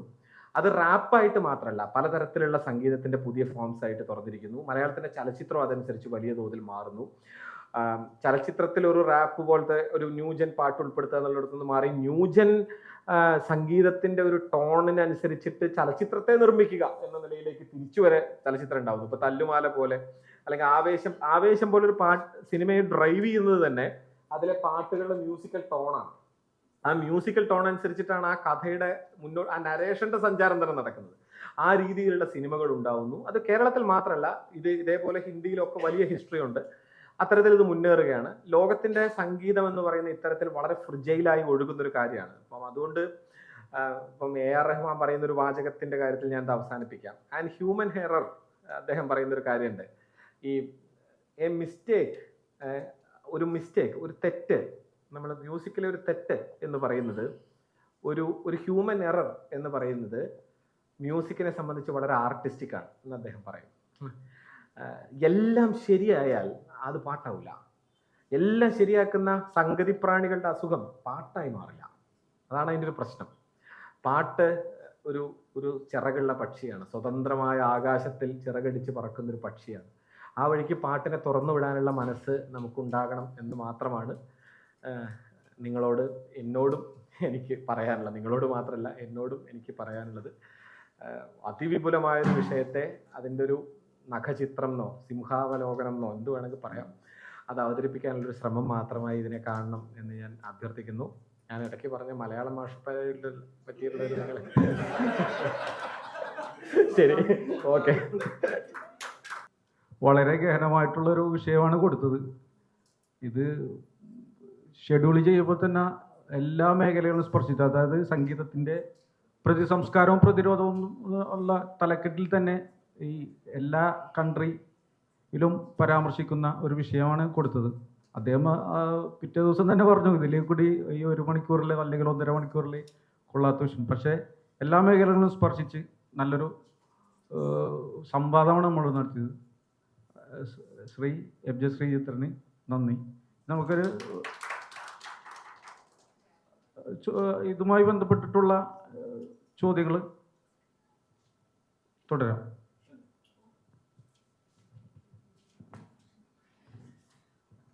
ഞാൻ തന്നോട് ആദ്യമേ പറഞ്ഞല്ലോ, നമ്മൾ ഇന്ത്യൻ സംസ്കാരത്തിലെ സൂചിപ്പിച്ചിരുന്നു. അതിനുശേഷം ഈ സ്വാതന്ത്ര്യ സമരത്തിന് ശേഷം അല്ലെങ്കിൽ സ്വതന്ത്ര കാലത്ത് ഉണ്ടായിരുന്ന പ്രതിരോധ ഗാനങ്ങൾ അല്ലെങ്കിൽ അന്നത്തെ സ്വതന്ത്ര സമര ഗീതങ്ങൾക്ക് ശേഷം നോർത്ത് ഇന്ത്യയിൽ, പ്രത്യേകിച്ച് ഇപ്പോൾ നമ്മൾ മലയാളം കൾച്ചർ പറഞ്ഞു, അതേപോലെ തമിഴ് സ്പർശിച്ചില്ല എന്നാണ് തോന്നുന്നത്. തമിഴിൽ ഒട്ടേറെ സുബ്രഹ്മണ്യ ഭാരതിക്കൊക്കെ ശേഷമൊക്കെ അങ്ങനെ ഒരു കൾച്ചർ ഉണ്ടായി. നോർത്ത് ഇന്ത്യയിൽ അങ്ങനെ ഉണ്ടായിട്ടുണ്ടോ എന്നുള്ളതാണ്.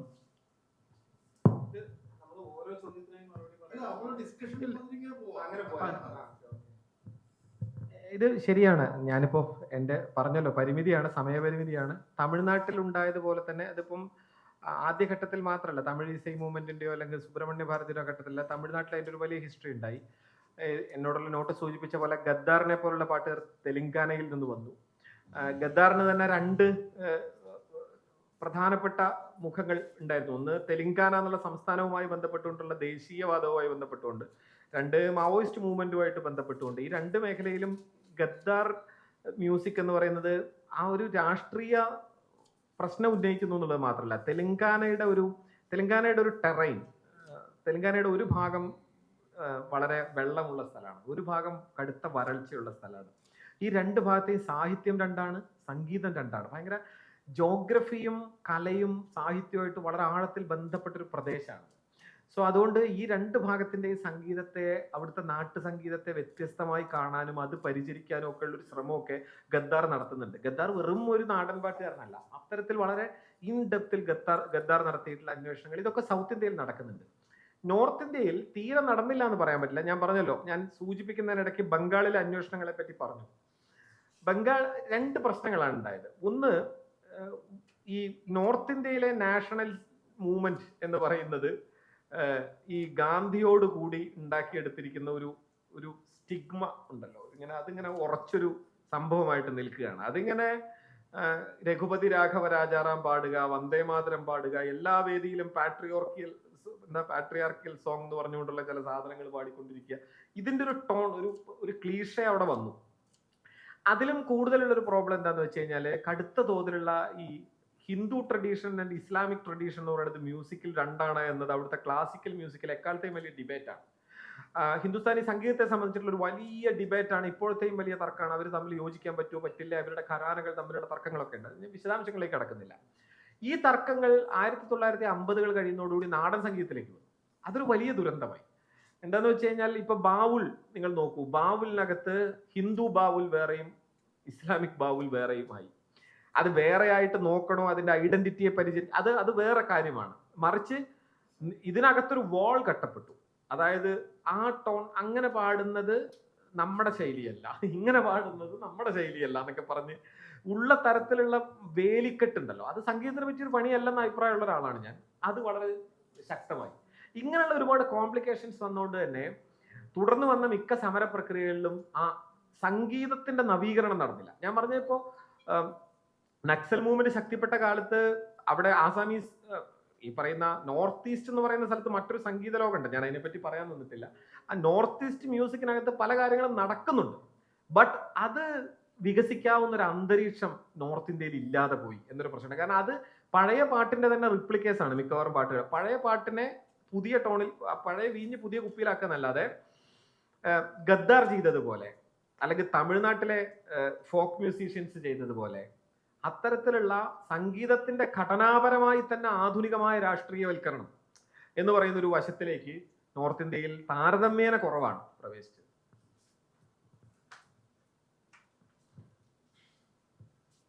ഈ എൻജാമി പോലെ തമിഴില് ഇപ്പൊ ഈ വേടന് സമാന്തരമായിക്കൊണ്ട് തന്നെ ഒരു ദലിത് മേൽക്കൈയുള്ള മുൻകൈയുള്ള ഇത്തരം റാപ്പ് അത് കഴിഞ്ഞൊരു 20 വർഷമായി അത് ശക്തിപ്പെട്ടിട്ടുണ്ട്. അതിന് മുൻപ് മുതലേ തുടങ്ങുന്നുണ്ട്. ഇപ്പോ പാരഞ്ജിത്തും വെട്രിമാറനും എല്ലാവരും ചേർന്നുകൊണ്ട് അവിടുത്തെ വേറൊരു വോയിസ് എന്ന് പറയുന്ന വേറൊരു മീഡിയ തന്നെ അവർ ഉണ്ടാക്കിയെടുക്കുന്നു. അതോടുകൂടി എൻചാമി പോലത്തെ ഒരുപാട് കാര്യങ്ങൾ അവർ ചെയ്യുന്നുണ്ട്. അത് തമിഴകം എന്ന് പറയുന്നതിന്റെ പൊളിറ്റിക്കൽ ബാക്ക്ഗ്രൗണ്ട് അതിനൊരു വലിയ പങ്ക് വഹിക്കുന്നുണ്ട്. ഞാനത് മാത്രമേ പറയുന്നുള്ളൂ, ഒരു വലിയ ചരിത്രമുണ്ട് തമിഴകത്ത്. ഞാൻ പറഞ്ഞല്ലോ, ഈ കർണാടക സംഗീതത്തിന്റെ ഏറ്റവും കേന്ദ്രസ്ഥാനമായി പ്രവർത്തിച്ച ഘട്ടം 1920-കളിൽ നാഷണൽ മ്യൂസിക് ഫെസ്റ്റിവൽ നടക്കുന്നത്, ദേശീയ സംഗീതോത്സവം നടക്കുന്നത് തമിഴ്നാട്ടിലാണ്. അതിന്റെ 2 മ്യൂസിക്കൽ ഫെസ്റ്റിവലുകളുടെ ഒരു കൾമിനേഷൻ പോയിന്റ് ആയിരുന്നു മദ്രാസ് മ്യൂസിക് അക്കാഡമിയുടെ സ്ഥാപനം. മദ്രാസ് മ്യൂസിക് അക്കാഡമി ഉദ്ഘാടനം ചെയ്യുന്നത് ഇവിടുന്ന് നമ്മൾ കൈവിട്ടി വിട്ട ആളാണ്, നമ്മുടെ സർ CP. നമ്മൾ ഓർക്കണം. ഞാൻ അതിന്റെ ഒരു രാഷ്ട്രീയം പറയാൻ അത് പറഞ്ഞത്. വെറുതെ അല്ല മ്യൂസിക് അക്കാഡമി അങ്ങനെ ആവുന്നത്. അതോടുകൂടി ഈ കർണാട്ടിക് മ്യൂസിക് എന്ന് പറഞ്ഞാൽ ഒരു ശുദ്ധ സംഗീതമൊന്നുമല്ല, അത് വെറുതെ തന്നെയാണ്. അതിന്ന് സംഗീതത്തിൽ ടി എം കൃഷ്ണ അടക്കമുള്ളവർ പറയുന്ന പൊളിറ്റിക്സ് നോക്കിയാൽ നിങ്ങൾക്ക് മനസ്സിലാവും. കർണാട്ടിക് മ്യൂസിക്കിനകത്ത് കൊന്നക്കോല്, തകില്, നാദസ്വരം ഇതൊക്കെ പ്രബലമായിരുന്നു. പലതരത്തിലുള്ള മ്യൂസിക്കിന്റെ കലർപ്പായിരുന്നു. മ്യൂസിക് അക്കാഡമിയാണ് ഇതിനെ മാനകീകരിച്ചത്, അങ്ങനെയല്ലേ അതിന്റെ വാക്ക്. ഒരു ഈ നടുവിൽ പാട്ടുകാരൻ ഇരിക്കുന്നു, വയലിനിസ്റ്റ്, മൃദംഗിസ്റ്റ്, പരമാവധി ഘടം, പരമാവധി മുഖർശങ്ക്, ഇതിലപ്പുറത്തേക്ക് പോരുന്നത് നല്ലത് വയലിനും മൃദംഗവും മാത്രമായിട്ട് നടുവിൽ ഗായകൻ ഇരുന്നിട്ടുള്ള ഈ കലാപരിപാടിയാണ് എന്ന് വന്നു. കൊന്നക്കോല് പോയി, തകില് പോയി. തകിലൊക്കെ ഉപയോഗിക്കുന്നത് അധകൃതരാണ്, ഇസൈ വെള്ളാറിലാണ്, അവരെ കൂട്ടണ്ടെന്നായി. ഇത് ക്രമേണ വന്ന ഒരു സ്റ്റാൻഡർഡൈസേഷൻ, ഇൻവെർട്ടഡ് കോമയിൽ, അങ്ങനെ ഒരു സാധനം വന്നതാണ്. സോ ഈ പറയുന്ന മ്യൂസീഷ്യൻസ് ഒക്കെ പുറത്തായി. അവര് പറയാട്ടം, കട്ടൈക്കൂത്ത് എന്ന് പറയുന്ന പ്രാചീന കലാരൂപങ്ങളോട് അവിടെ ജീവിക്കുന്നുണ്ട്. അപ്പൊ കട്ടൈക്കൂത്തൊക്കെ മുൻപേ ഒരു പരിധി വരെ റാപ്പാണ്. നിങ്ങൾ കട്ടൈക്കൂത്ത് എന്ന് പറയുന്ന കലാരൂപം തമിഴ്നാട്ടിൽ എപ്പോഴെങ്കിലും പോയി കാണണം, കാഞ്ചീപുരത്തൊക്കെ. ഞാൻ ഫുൾ നൈറ്റ് ഈ കട്ടൈക്കൂത്ത് കണ്ടിട്ട് ഞാനിങ്ങനെ അന്തം വിട്ടിരുന്നിട്ടുണ്ട്. കർണവധം എന്നൊക്കെ പറഞ്ഞൊരു കട്ടൈക്കൂത്തുണ്ട്. രാത്രി 8 മണിക്ക് തുടങ്ങിയാൽ പിറ്റേ ദിവസം രാവിലെ വരെ ഉണ്ടാവും. നമ്മുടെ അവിടെ കഥകളിയൊക്കെ നടത്തുന്ന പോലെ പാടത്ത് പന്തങ്ങളൊക്കെ കുത്തിവെച്ച് അവർ കട്ടൈക്കൂത്ത് നടത്തുകയാണ്. അതിൽ പല ഭാഗത്തും അത് ഡയലോഗ്, കർണൻ വന്ന് ദുര്യോധനോട് സംസാരിക്കുന്നു. അത് ഡയലോഗാണോ പാട്ടാണോ നമുക്കറിയില്ല. ഇറ്റ്സ് എ റാപ്പ്, ഒരു തമിഴ് റാപ്പിന്റെ എന്തോ ഒരു പ്രാചീന രൂപം പോലെയാണ് അവർ അത് അവതരിപ്പിക്കുന്നത്. നമ്മുടെ രാത്രി ഇരുന്ന് കഴിഞ്ഞാൽ നമ്മളെന്തോ ഒരു മാജിക്കൽ റിയലിസ്റ്റിക് ലോകത്ത് എത്തിച്ചേരും. അങ്ങനത്തെ കലാരൂപ കട്ടൈക്കൂത്തൊക്കെ. ഇത്തരം ആർട്ടിസ്റ്റുകളുള്ളൊരു ലോകത്ത് സ്വാഭാവികമായും വെട്രിമാരൻ സംഭവിക്കും, പാരഞ്ജിത്ത് സംഭവിക്കും. മലയാളിക്ക് അതില്ല. ഇതാണ് മലയാളിയുടെ പ്രശ്നം. മലയാളിക്ക് അതില്ലെന്ന് വെച്ചാൽ മലയാളിയുടെ ദാരിദ്ര്യം കൊണ്ടോ അല്ലെങ്കിൽ മലയാളിക്ക് കഴിവ് കുറവ് അങ്ങനെയല്ല ഞാൻ പറയുന്നത്. മലയാളിയുടെ പാരമ്പര്യത്തിൽ പണ്ട് ഇതൊക്കെ വിച്ഛേദിക്കപ്പെട്ടിട്ടുണ്ട്. അതിന് ഒരു ചരിത്രപരമായി തന്നെ മലയാളി അങ്ങനെ കടന്നു പോകുന്ന ഒരു ജനതയല്ല. വോയിസിനേക്കാൾ കൂടുതൽ നോയ്സിനാണ് നമുക്ക് പ്രാധാന്യമുള്ളത്. നമ്മൾ നോയ്സിനാണ് പ്രാധാന്യം കൊടുത്തത്. നാദം എന്ന് പറയുന്നത് നമ്മളെ സംബന്ധിച്ച് പ്രധാനമല്ല.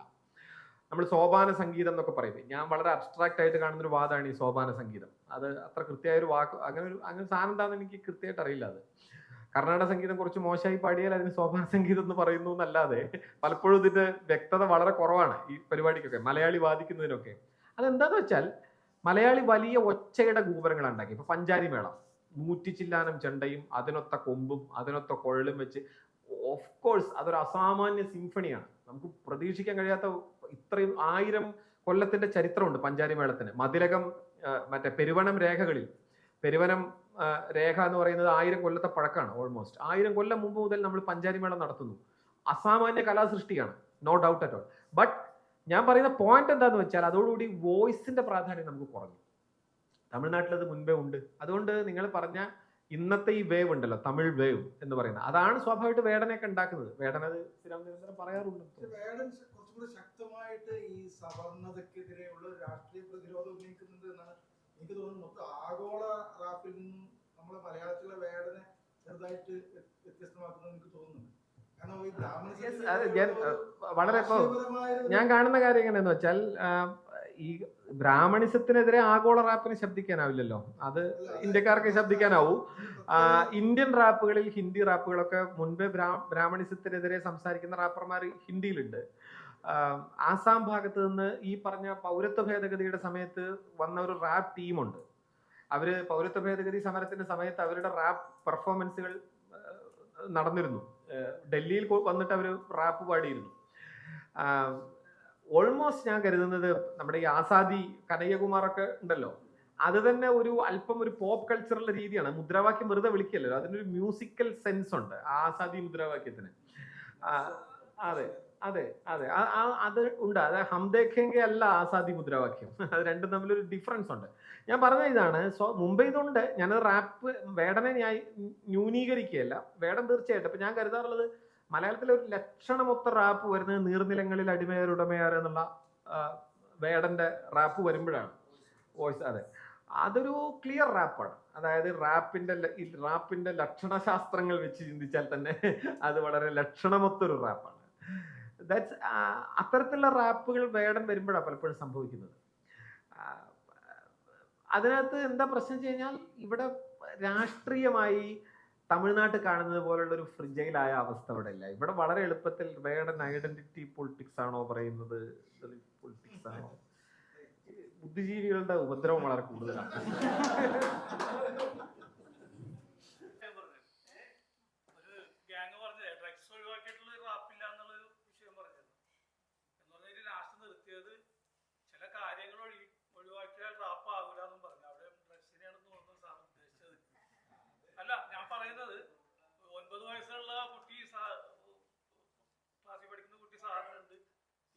വയസ്സുള്ള കുട്ടി, എനിക്ക് ആൺകുട്ടി, അങ്ങനെ പലരും ഇവിടെ ഉണ്ടാവും. അപ്പൊ അവരെയൊക്കെ നോക്കിയിട്ട് ഇതിനങ്ങോട്ട് വളരെ പ്രോത്സാഹിപ്പിക്കേണ്ട ആവശ്യം ഉണ്ടോ എന്നുള്ളതാണ്. രണ്ട് കാര്യമാണ്. നിങ്ങളിപ്പോ ഭൂമി കറങ്ങണ്ടെന്ന് പറഞ്ഞാലും ഭൂമി കറങ്ങും. പിന്നെ അതായത് കുട്ടികളോട് നിങ്ങൾ കേൾക്കണ്ടെന്ന് പറഞ്ഞോളൂ, വിരോധമൊന്നുമില്ല. നമ്മളുടെ ഒരു പ്രതീക്ഷയാണ് നമ്മൾ വളർത്തുന്ന പോലെയാണ് കുട്ടികളൊക്കെ വളരുന്നതെന്ന്, അങ്ങനെയൊക്കെ വിചാരിക്കാം. ഞാൻ എതിരല്ല. ഞാൻ എൻ്റെ അച്ഛനും അമ്മയും പറഞ്ഞ പോലെ വളർന്ന കുട്ടിയല്ല, അതുകൊണ്ട് എനിക്ക് അത്ര വിശ്വാസം പോരാ. ഇനി രണ്ടാമത്തെ ഒരു പ്രശ്നം, ഞാൻ റാപ്പ് ഇസിക്കൽ ടു ലഹരി അങ്ങനെ ഒരു മുദ്രാവാക്യം ഉണ്ടാക്കിയിട്ടില്ല. ലോകത്തിലെ ഭയങ്കര ഇപ്പൊ ടെൻഡൻ ഡാക്കർ എന്നൊക്കെ പറയുന്ന, കാമോ ഡ്രിഗ എന്നൊക്കെ പറയുന്ന വലിയ റാപ്പർമാരുണ്ട്. ജീവിതത്തിൽ അവർ ലഹരി ഉപയോഗിച്ചിട്ടില്ല എന്നും ലഹരി വിരുദ്ധ മൂവ്മെന്റിനോടൊപ്പം നിൽക്കുന്ന റാപ്പേഴ്സ് ഉണ്ട്, റാപ്പുണ്ട്, ഇല്ലെന്ന് ഞാൻ പറയുന്നില്ല. റാപ്പ് എന്ന് പറഞ്ഞാൽ ഇസിക്കൽ ടു ലഹരി അങ്ങനെയൊന്നുമില്ല, അങ്ങനെ കാണുന്നതിലും ശരിയില്ല. ഞാൻ പറഞ്ഞത് റാപ്പിന്റെ അടിസ്ഥാന സ്വഭാവം അതിന്റെ കൂസലില്ലായ്മയാണ്, അതിന്റെ നിഷേധമാണ്. നിഷേധം അതിന്റെ അടിസ്ഥാന സ്വഭാവമാണ്. ആ നിഷേധം അടിസ്ഥാന സ്വഭാവത്തിനകത്ത് സ്വാഭാവികമായും നിങ്ങളൊരു സാധനം ഉപയോഗിക്കണ്ട എന്ന് പറഞ്ഞാൽ നല്ലൊരു സാധനം വരും. അത് വന്നില്ലെങ്കിൽ അത് ആ നിഷേധാത്മകതയുടെ സമ്പൂർണത കേൾക്കുന്ന പ്രഹരമാണ്. സോ അത് നിങ്ങൾക്ക് അനാർക്കി എന്നോ എന്ത് വേണമെങ്കിൽ വാക്കൊക്കെ ഇടാം, മറ്റു കാര്യങ്ങളൊക്കെ പറയാം, ബട്ട് അത് അതിനകത്തുണ്ട്. സോ അതുകൊണ്ട് ആ വണ്ടി വരുമ്പോ ആ ബോഗിക്കകത്ത് ഞങ്ങൾക്ക് ഇഷ്ടപ്പെടുന്ന കുറച്ച് ഗുഡ്സേ ഉണ്ടാകാവൂ എന്ന് നമ്മൾ പറഞ്ഞുകൊണ്ട് അത് വരില്ല. ആ ബോഗിക്കകത്ത് മറ്റു പലതും വരും. നിങ്ങൾ പ്രോത്സാഹിപ്പിച്ചാലും ഇല്ലെങ്കിലും, ഞാൻ പ്രോത്സാഹിപ്പിച്ചാലും ഇല്ലെങ്കിലും റാപ്പ് കേൾക്കപ്പെടും. ഇനി റാപ്പ് മാത്രമായി കേൾക്കുന്ന ഒരു മ്യൂസിക്കൽ ലോകം നല്ലതാണോ? ഞാൻ അങ്ങനെയൊന്നും കരുതുന്നില്ല. ഇന്നങ്ങനെയല്ല. റാപ്പിന്റെ ഒരു വേവിന് പല സ്ഥലങ്ങളിലും വലിയ ഡൗൺ സംഭവിച്ചിട്ടുണ്ട്. അത് ആരെങ്കിലും വേണ്ടെന്ന് വെച്ചോണ്ടോ നിരോധനം കൊണ്ടോ സംഭവിച്ചല്ല. ഒരു പ്രത്യേക ഘട്ടം കഴിഞ്ഞ് നമുക്ക് റാപ്പ് ആസ്വദിക്കാൻ കഴിയില്ല. നിങ്ങൾ എത്ര നേരം ഇരുന്ന് റാപ്പ് കേൾക്കും? റാപ്പ് ഇഷ്ടപ്പെടുന്ന ഒരാളാണെങ്കിൽ പോലും കുറച്ച് ബുദ്ധിമുട്ടുണ്ട് റാപ്പ് പോലൊരു മ്യൂസിക് കേൾക്കാൻ. നിങ്ങൾ മെലഡി കേൾക്കുന്ന പോലെ അല്ല റാപ്പിന്റെ ഒരു സൗണ്ട് കൾച്ചർ, നമ്മുടെ ചെവിയുടെ ഡയഫ്രം, പല കാര്യങ്ങളുണ്ട്. അപ്പൊ ഞാൻ ഈ റാപ്പ് ലേഖനം എഴുതാൻ വേണ്ടി ഏതാണ്ട് ഒരു 15 ദിവസത്തോളം എടുത്തു. ഈ ലേഖനത്തിന് അതിന്റെ മുമ്പ് മുതലുള്ള കുറെ പഠനമുണ്ട്. അതെ, അതാണ് ടുപ്പാക്കൊക്കെ ഞാൻ ഇരുന്ന് എത്ര നേരം കേട്ടിട്ടുണ്ടെന്ന് അറിയാം. ഞാൻ ഈ 15 ദിവസം റാപ്പ് ഒഴികെ ഒരു സംഗീതവും കേൾക്കുന്നില്ല. 15 ദിവസം കഴിഞ്ഞപ്പോഴേക്കും എന്റെ തലയ്ക്ക് ഒരു ചുറ്റികയൊക്കെ അടികൊണ്ട മാതിരി ഒരു ഫീലിലെത്തി ഞാൻ. പിന്നെ ഞാൻ ഇതൊക്കെ കഴിഞ്ഞിട്ട് ആണ് അല്ലെ, നമ്മൾ കാണേണ്ട ഒരു കാര്യം അറ്റൻഷൻ സ്പാനിൽ വരുന്ന വലിയൊരു ചേഞ്ച് ഉണ്ട്. അതാണ് ഇതിനകത്ത് ഏറ്റവും വലിയ പ്രതിസന്ധി. ഞാൻ കാണുന്ന കുട്ടികളുടെ ഏറ്റവും വലിയ പ്രതിസന്ധി അവിടെയാണ് കിടക്കുന്നത്. അതിനെപ്പറ്റി വളരെ പ്രധാനപ്പെട്ട പിയർ വ്യൂസിൽ വളരെ പ്രധാനപ്പെട്ട അക്കാഡമിക് പഠനങ്ങൾ തന്നെ വന്നിട്ടുണ്ട്. പുതിയ കുട്ടികളുടെ അറ്റൻഷൻ സ്പാൻ വളരെ കുറഞ്ഞിട്ടുണ്ട്. ഇപ്പൊ നിങ്ങൾ നോക്കൂ, അത് സംഗീതം മാത്രം വെച്ച് വിലയിരുത്തണ്ട. നിങ്ങളൊക്കെ ചെറുപ്പത്തിൽ വായിച്ച പോലുള്ള വലിയ നോവലുകൾ ഇന്നത്തെ ഏതെങ്കിലും ഒരു കുട്ടി വായിക്കുമോ? ഞാൻ ഇപ്പൊ കുട്ടിക്കാലത്ത് ഈ ബുഡൻ ബ്രൂക്സ്, തോമസ് മെൻ, ബ്രദേഴ്സ് കാരമസോവ് അതൊക്കെ വായിച്ച് തീർക്കലൊക്കെ വലിയ ജന്മ ദൗത്യമായി ഏറ്റെടുത്ത് വായിച്ചിരുന്നു. ഇന്നത്തെ ബ്രദേഴ്സ് കാരമസോവ് കൊണ്ടുപോയിട്ട് നിങ്ങൾ ഒരു UP സ്കൂൾ, ഞാൻ 7ലോ മറ്റോ പഠിക്കുമ്പോഴാണ്, എനിക്ക് 7, 8, 9, 10 കൊടുത്തു നോക്കൂ, വായിക്കാൻ വളരെ ബുദ്ധിമുട്ടുണ്ടാവുന്നു. നിങ്ങൾ നമ്മുടെ സ്കൂളുകളിലൊക്കെ നടക്കുന്ന സ്കൂൾ ഡേ ഉണ്ടല്ലോ, എന്താ അതിലുള്ള കുട്ടികൾ സിനിമാറ്റിക് ഡാൻസ് കളിക്കുന്ന കണ്ടിട്ടുണ്ടോ? പണ്ടൊക്കെ ഒരു പാട്ടിട്ടിട്ടാണ് അവർ സിനിമാറ്റിക് ഡാൻസ് കളിക്കുക. ഇപ്പോ റീൽസ് ആണ്. അതായത് 4 മിനിറ്റ് നേരം ഒരു ഡാൻസ് കളിക്കുമ്പോൾ 40 പാട്ടുണ്ടാവും. 3, 4, 5 ഒന്നും അല്ല, 40 പാട്ടാണ്. അതായത് 20 സെക്കൻഡിന് അപ്പുറത്തേക്ക് നിൽക്കുന്ന അറ്റൻഷൻ സ്പാൻ റദ്ദ് ചെയ്യപ്പെടുകയാണ്. അത് പഠനത്തെ സീരിയസ് ആയി ബാധിക്കും.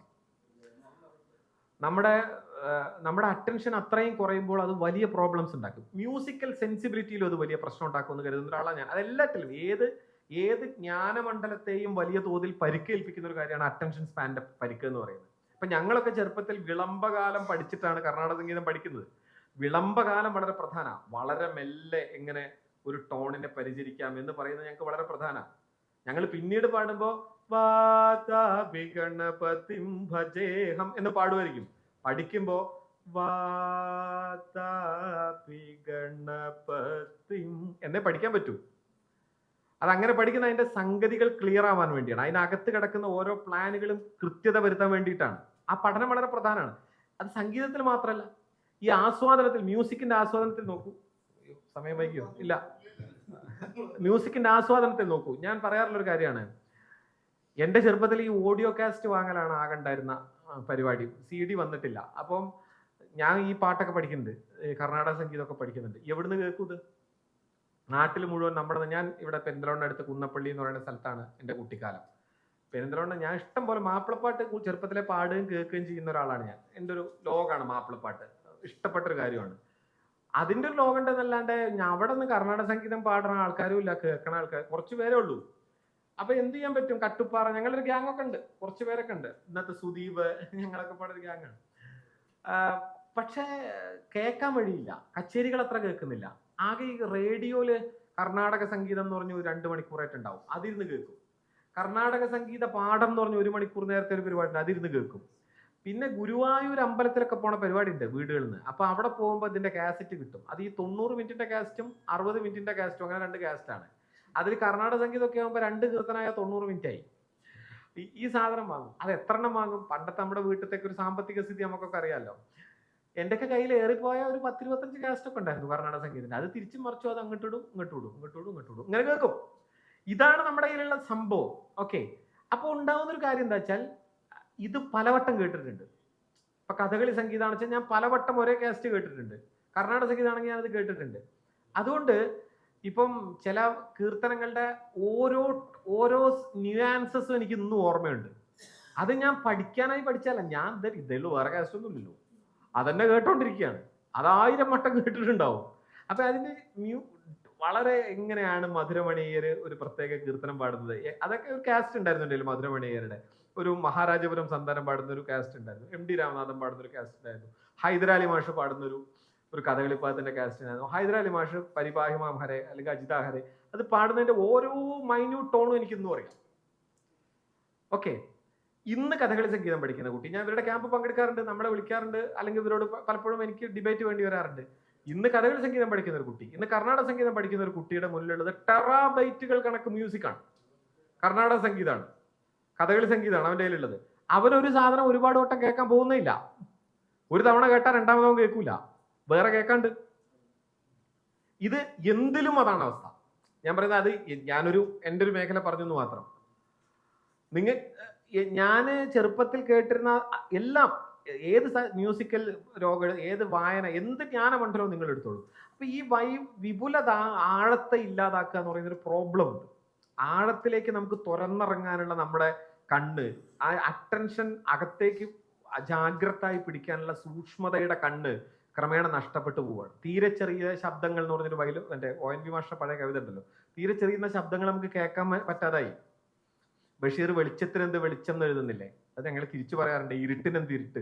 നമ്മുടെയൊക്കെ കുട്ടിക്കാലത്ത് ഇരുട്ടിനെന്ത് ഇരുട്ട് എന്ന് പറയുന്ന ഒരു ഇരുട്ടുണ്ടായിരുന്നു. നിങ്ങൾക്കൊക്കെ അത് ഓർമ്മ ഉണ്ടാവും. വീട്ടിൽ പണ്ട് ഞങ്ങളവിടെയൊക്കെ മരണം നടന്നാലോ അല്ലെങ്കിൽ വല്ല കല്യാണം നടക്കുമ്പോഴോ പെട്രോമാക്സ് വരും. ഞങ്ങളൊക്കെ കുട്ടികളൊക്കെ ചുറ്റും കൂടിയിരിക്കും. അതിന്റെ ആ മാൻഡിൽ വെക്കണ ഏട്ടനൊക്കെ വൻ എഞ്ചിനീയറാണ്. മൂപ്പരുടെ ഒപ്പം ഇരുന്ന് വലിയൊരു സംഭവമാണ് മൂപ്പര് ചെയ്യുന്നത്. ഈ പെട്രോമാക്സിന് കത്തുമ്പോ ഒരു വെളിച്ചം വരാണ്ട്, അതാണ് വെളിച്ചത്തിനെന്ത് വെളിച്ചം എന്ന് പറയണത്.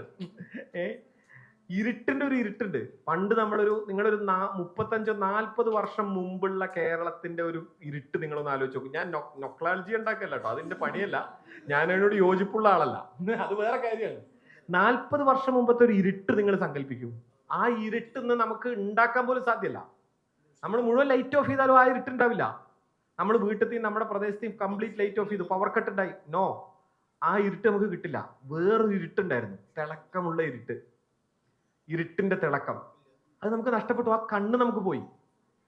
ഞാൻ പറയുന്ന ഞാനൊരു എന്താ പറയാ ആർട്ടിസ്റ്റിക് മൈൻഡിൽ കാണുന്നത് മാത്രമാണ്. ആ കണ്ണ് നമ്മുടെ കയ്യിൽ നിന്ന് പോകുമ്പോൾ ആ കണ്ണിനോടൊപ്പം കുറെ സാധനം പോകും. നമ്മളറിയാത്ത കുറെ സാധനം കൊഴിഞ്ഞു പോകും. കുറെ പോയിട്ടാണ് നമ്മൾ ഇവിടെ ഇരിക്കുന്നത്, കുറെ പേർ തീർന്നിടത്താണ് നമ്മൾ നിൽക്കുന്നത്. സമാധാനിക്കും. ജസ്റ്റ് ഒരെണ്ണം, അതെ, നൊസ്റ്റാൾജിയയിൽ തന്നെ ഒന്ന് പിടിക്കുന്നുണ്ട്. നമ്മൾ ഇത്രയും നേരം ചർച്ച ചെയ്തിട്ടും നമ്മൾ ഈ ബോബ് മാർലി ഉണ്ടല്ലോ, പ്രതിരോധത്തിൻ്റെ ഉസ്താദ് എന്ന് വേണമെങ്കിൽ പറയാം. അദ്ദേഹം നേരത്തെ പറഞ്ഞ ഈ കനാബിസിൻ്റെ മെയിൻ ആരാധകനും പ്രത്യേകിച്ചൊരു റസ്തഫാരിയ എന്നുള്ള മതത്തിൻ്റെ കൂടി ഒരു ആചാര്യനും കൂടിയായിരുന്നു. അപ്പോൾ അതിൻ്റെ നൊസ്റ്റാൾജിയ എന്ന് ഞാൻ പറയൂല. എന്താണെന്ന് വെച്ചാൽ എല്ലാ മെയ് മാസങ്ങളിലും അദ്ദേഹത്തിൻ്റെ ആണ്ടർതി കേരളത്തിൽ നടത്തുന്നുണ്ട്.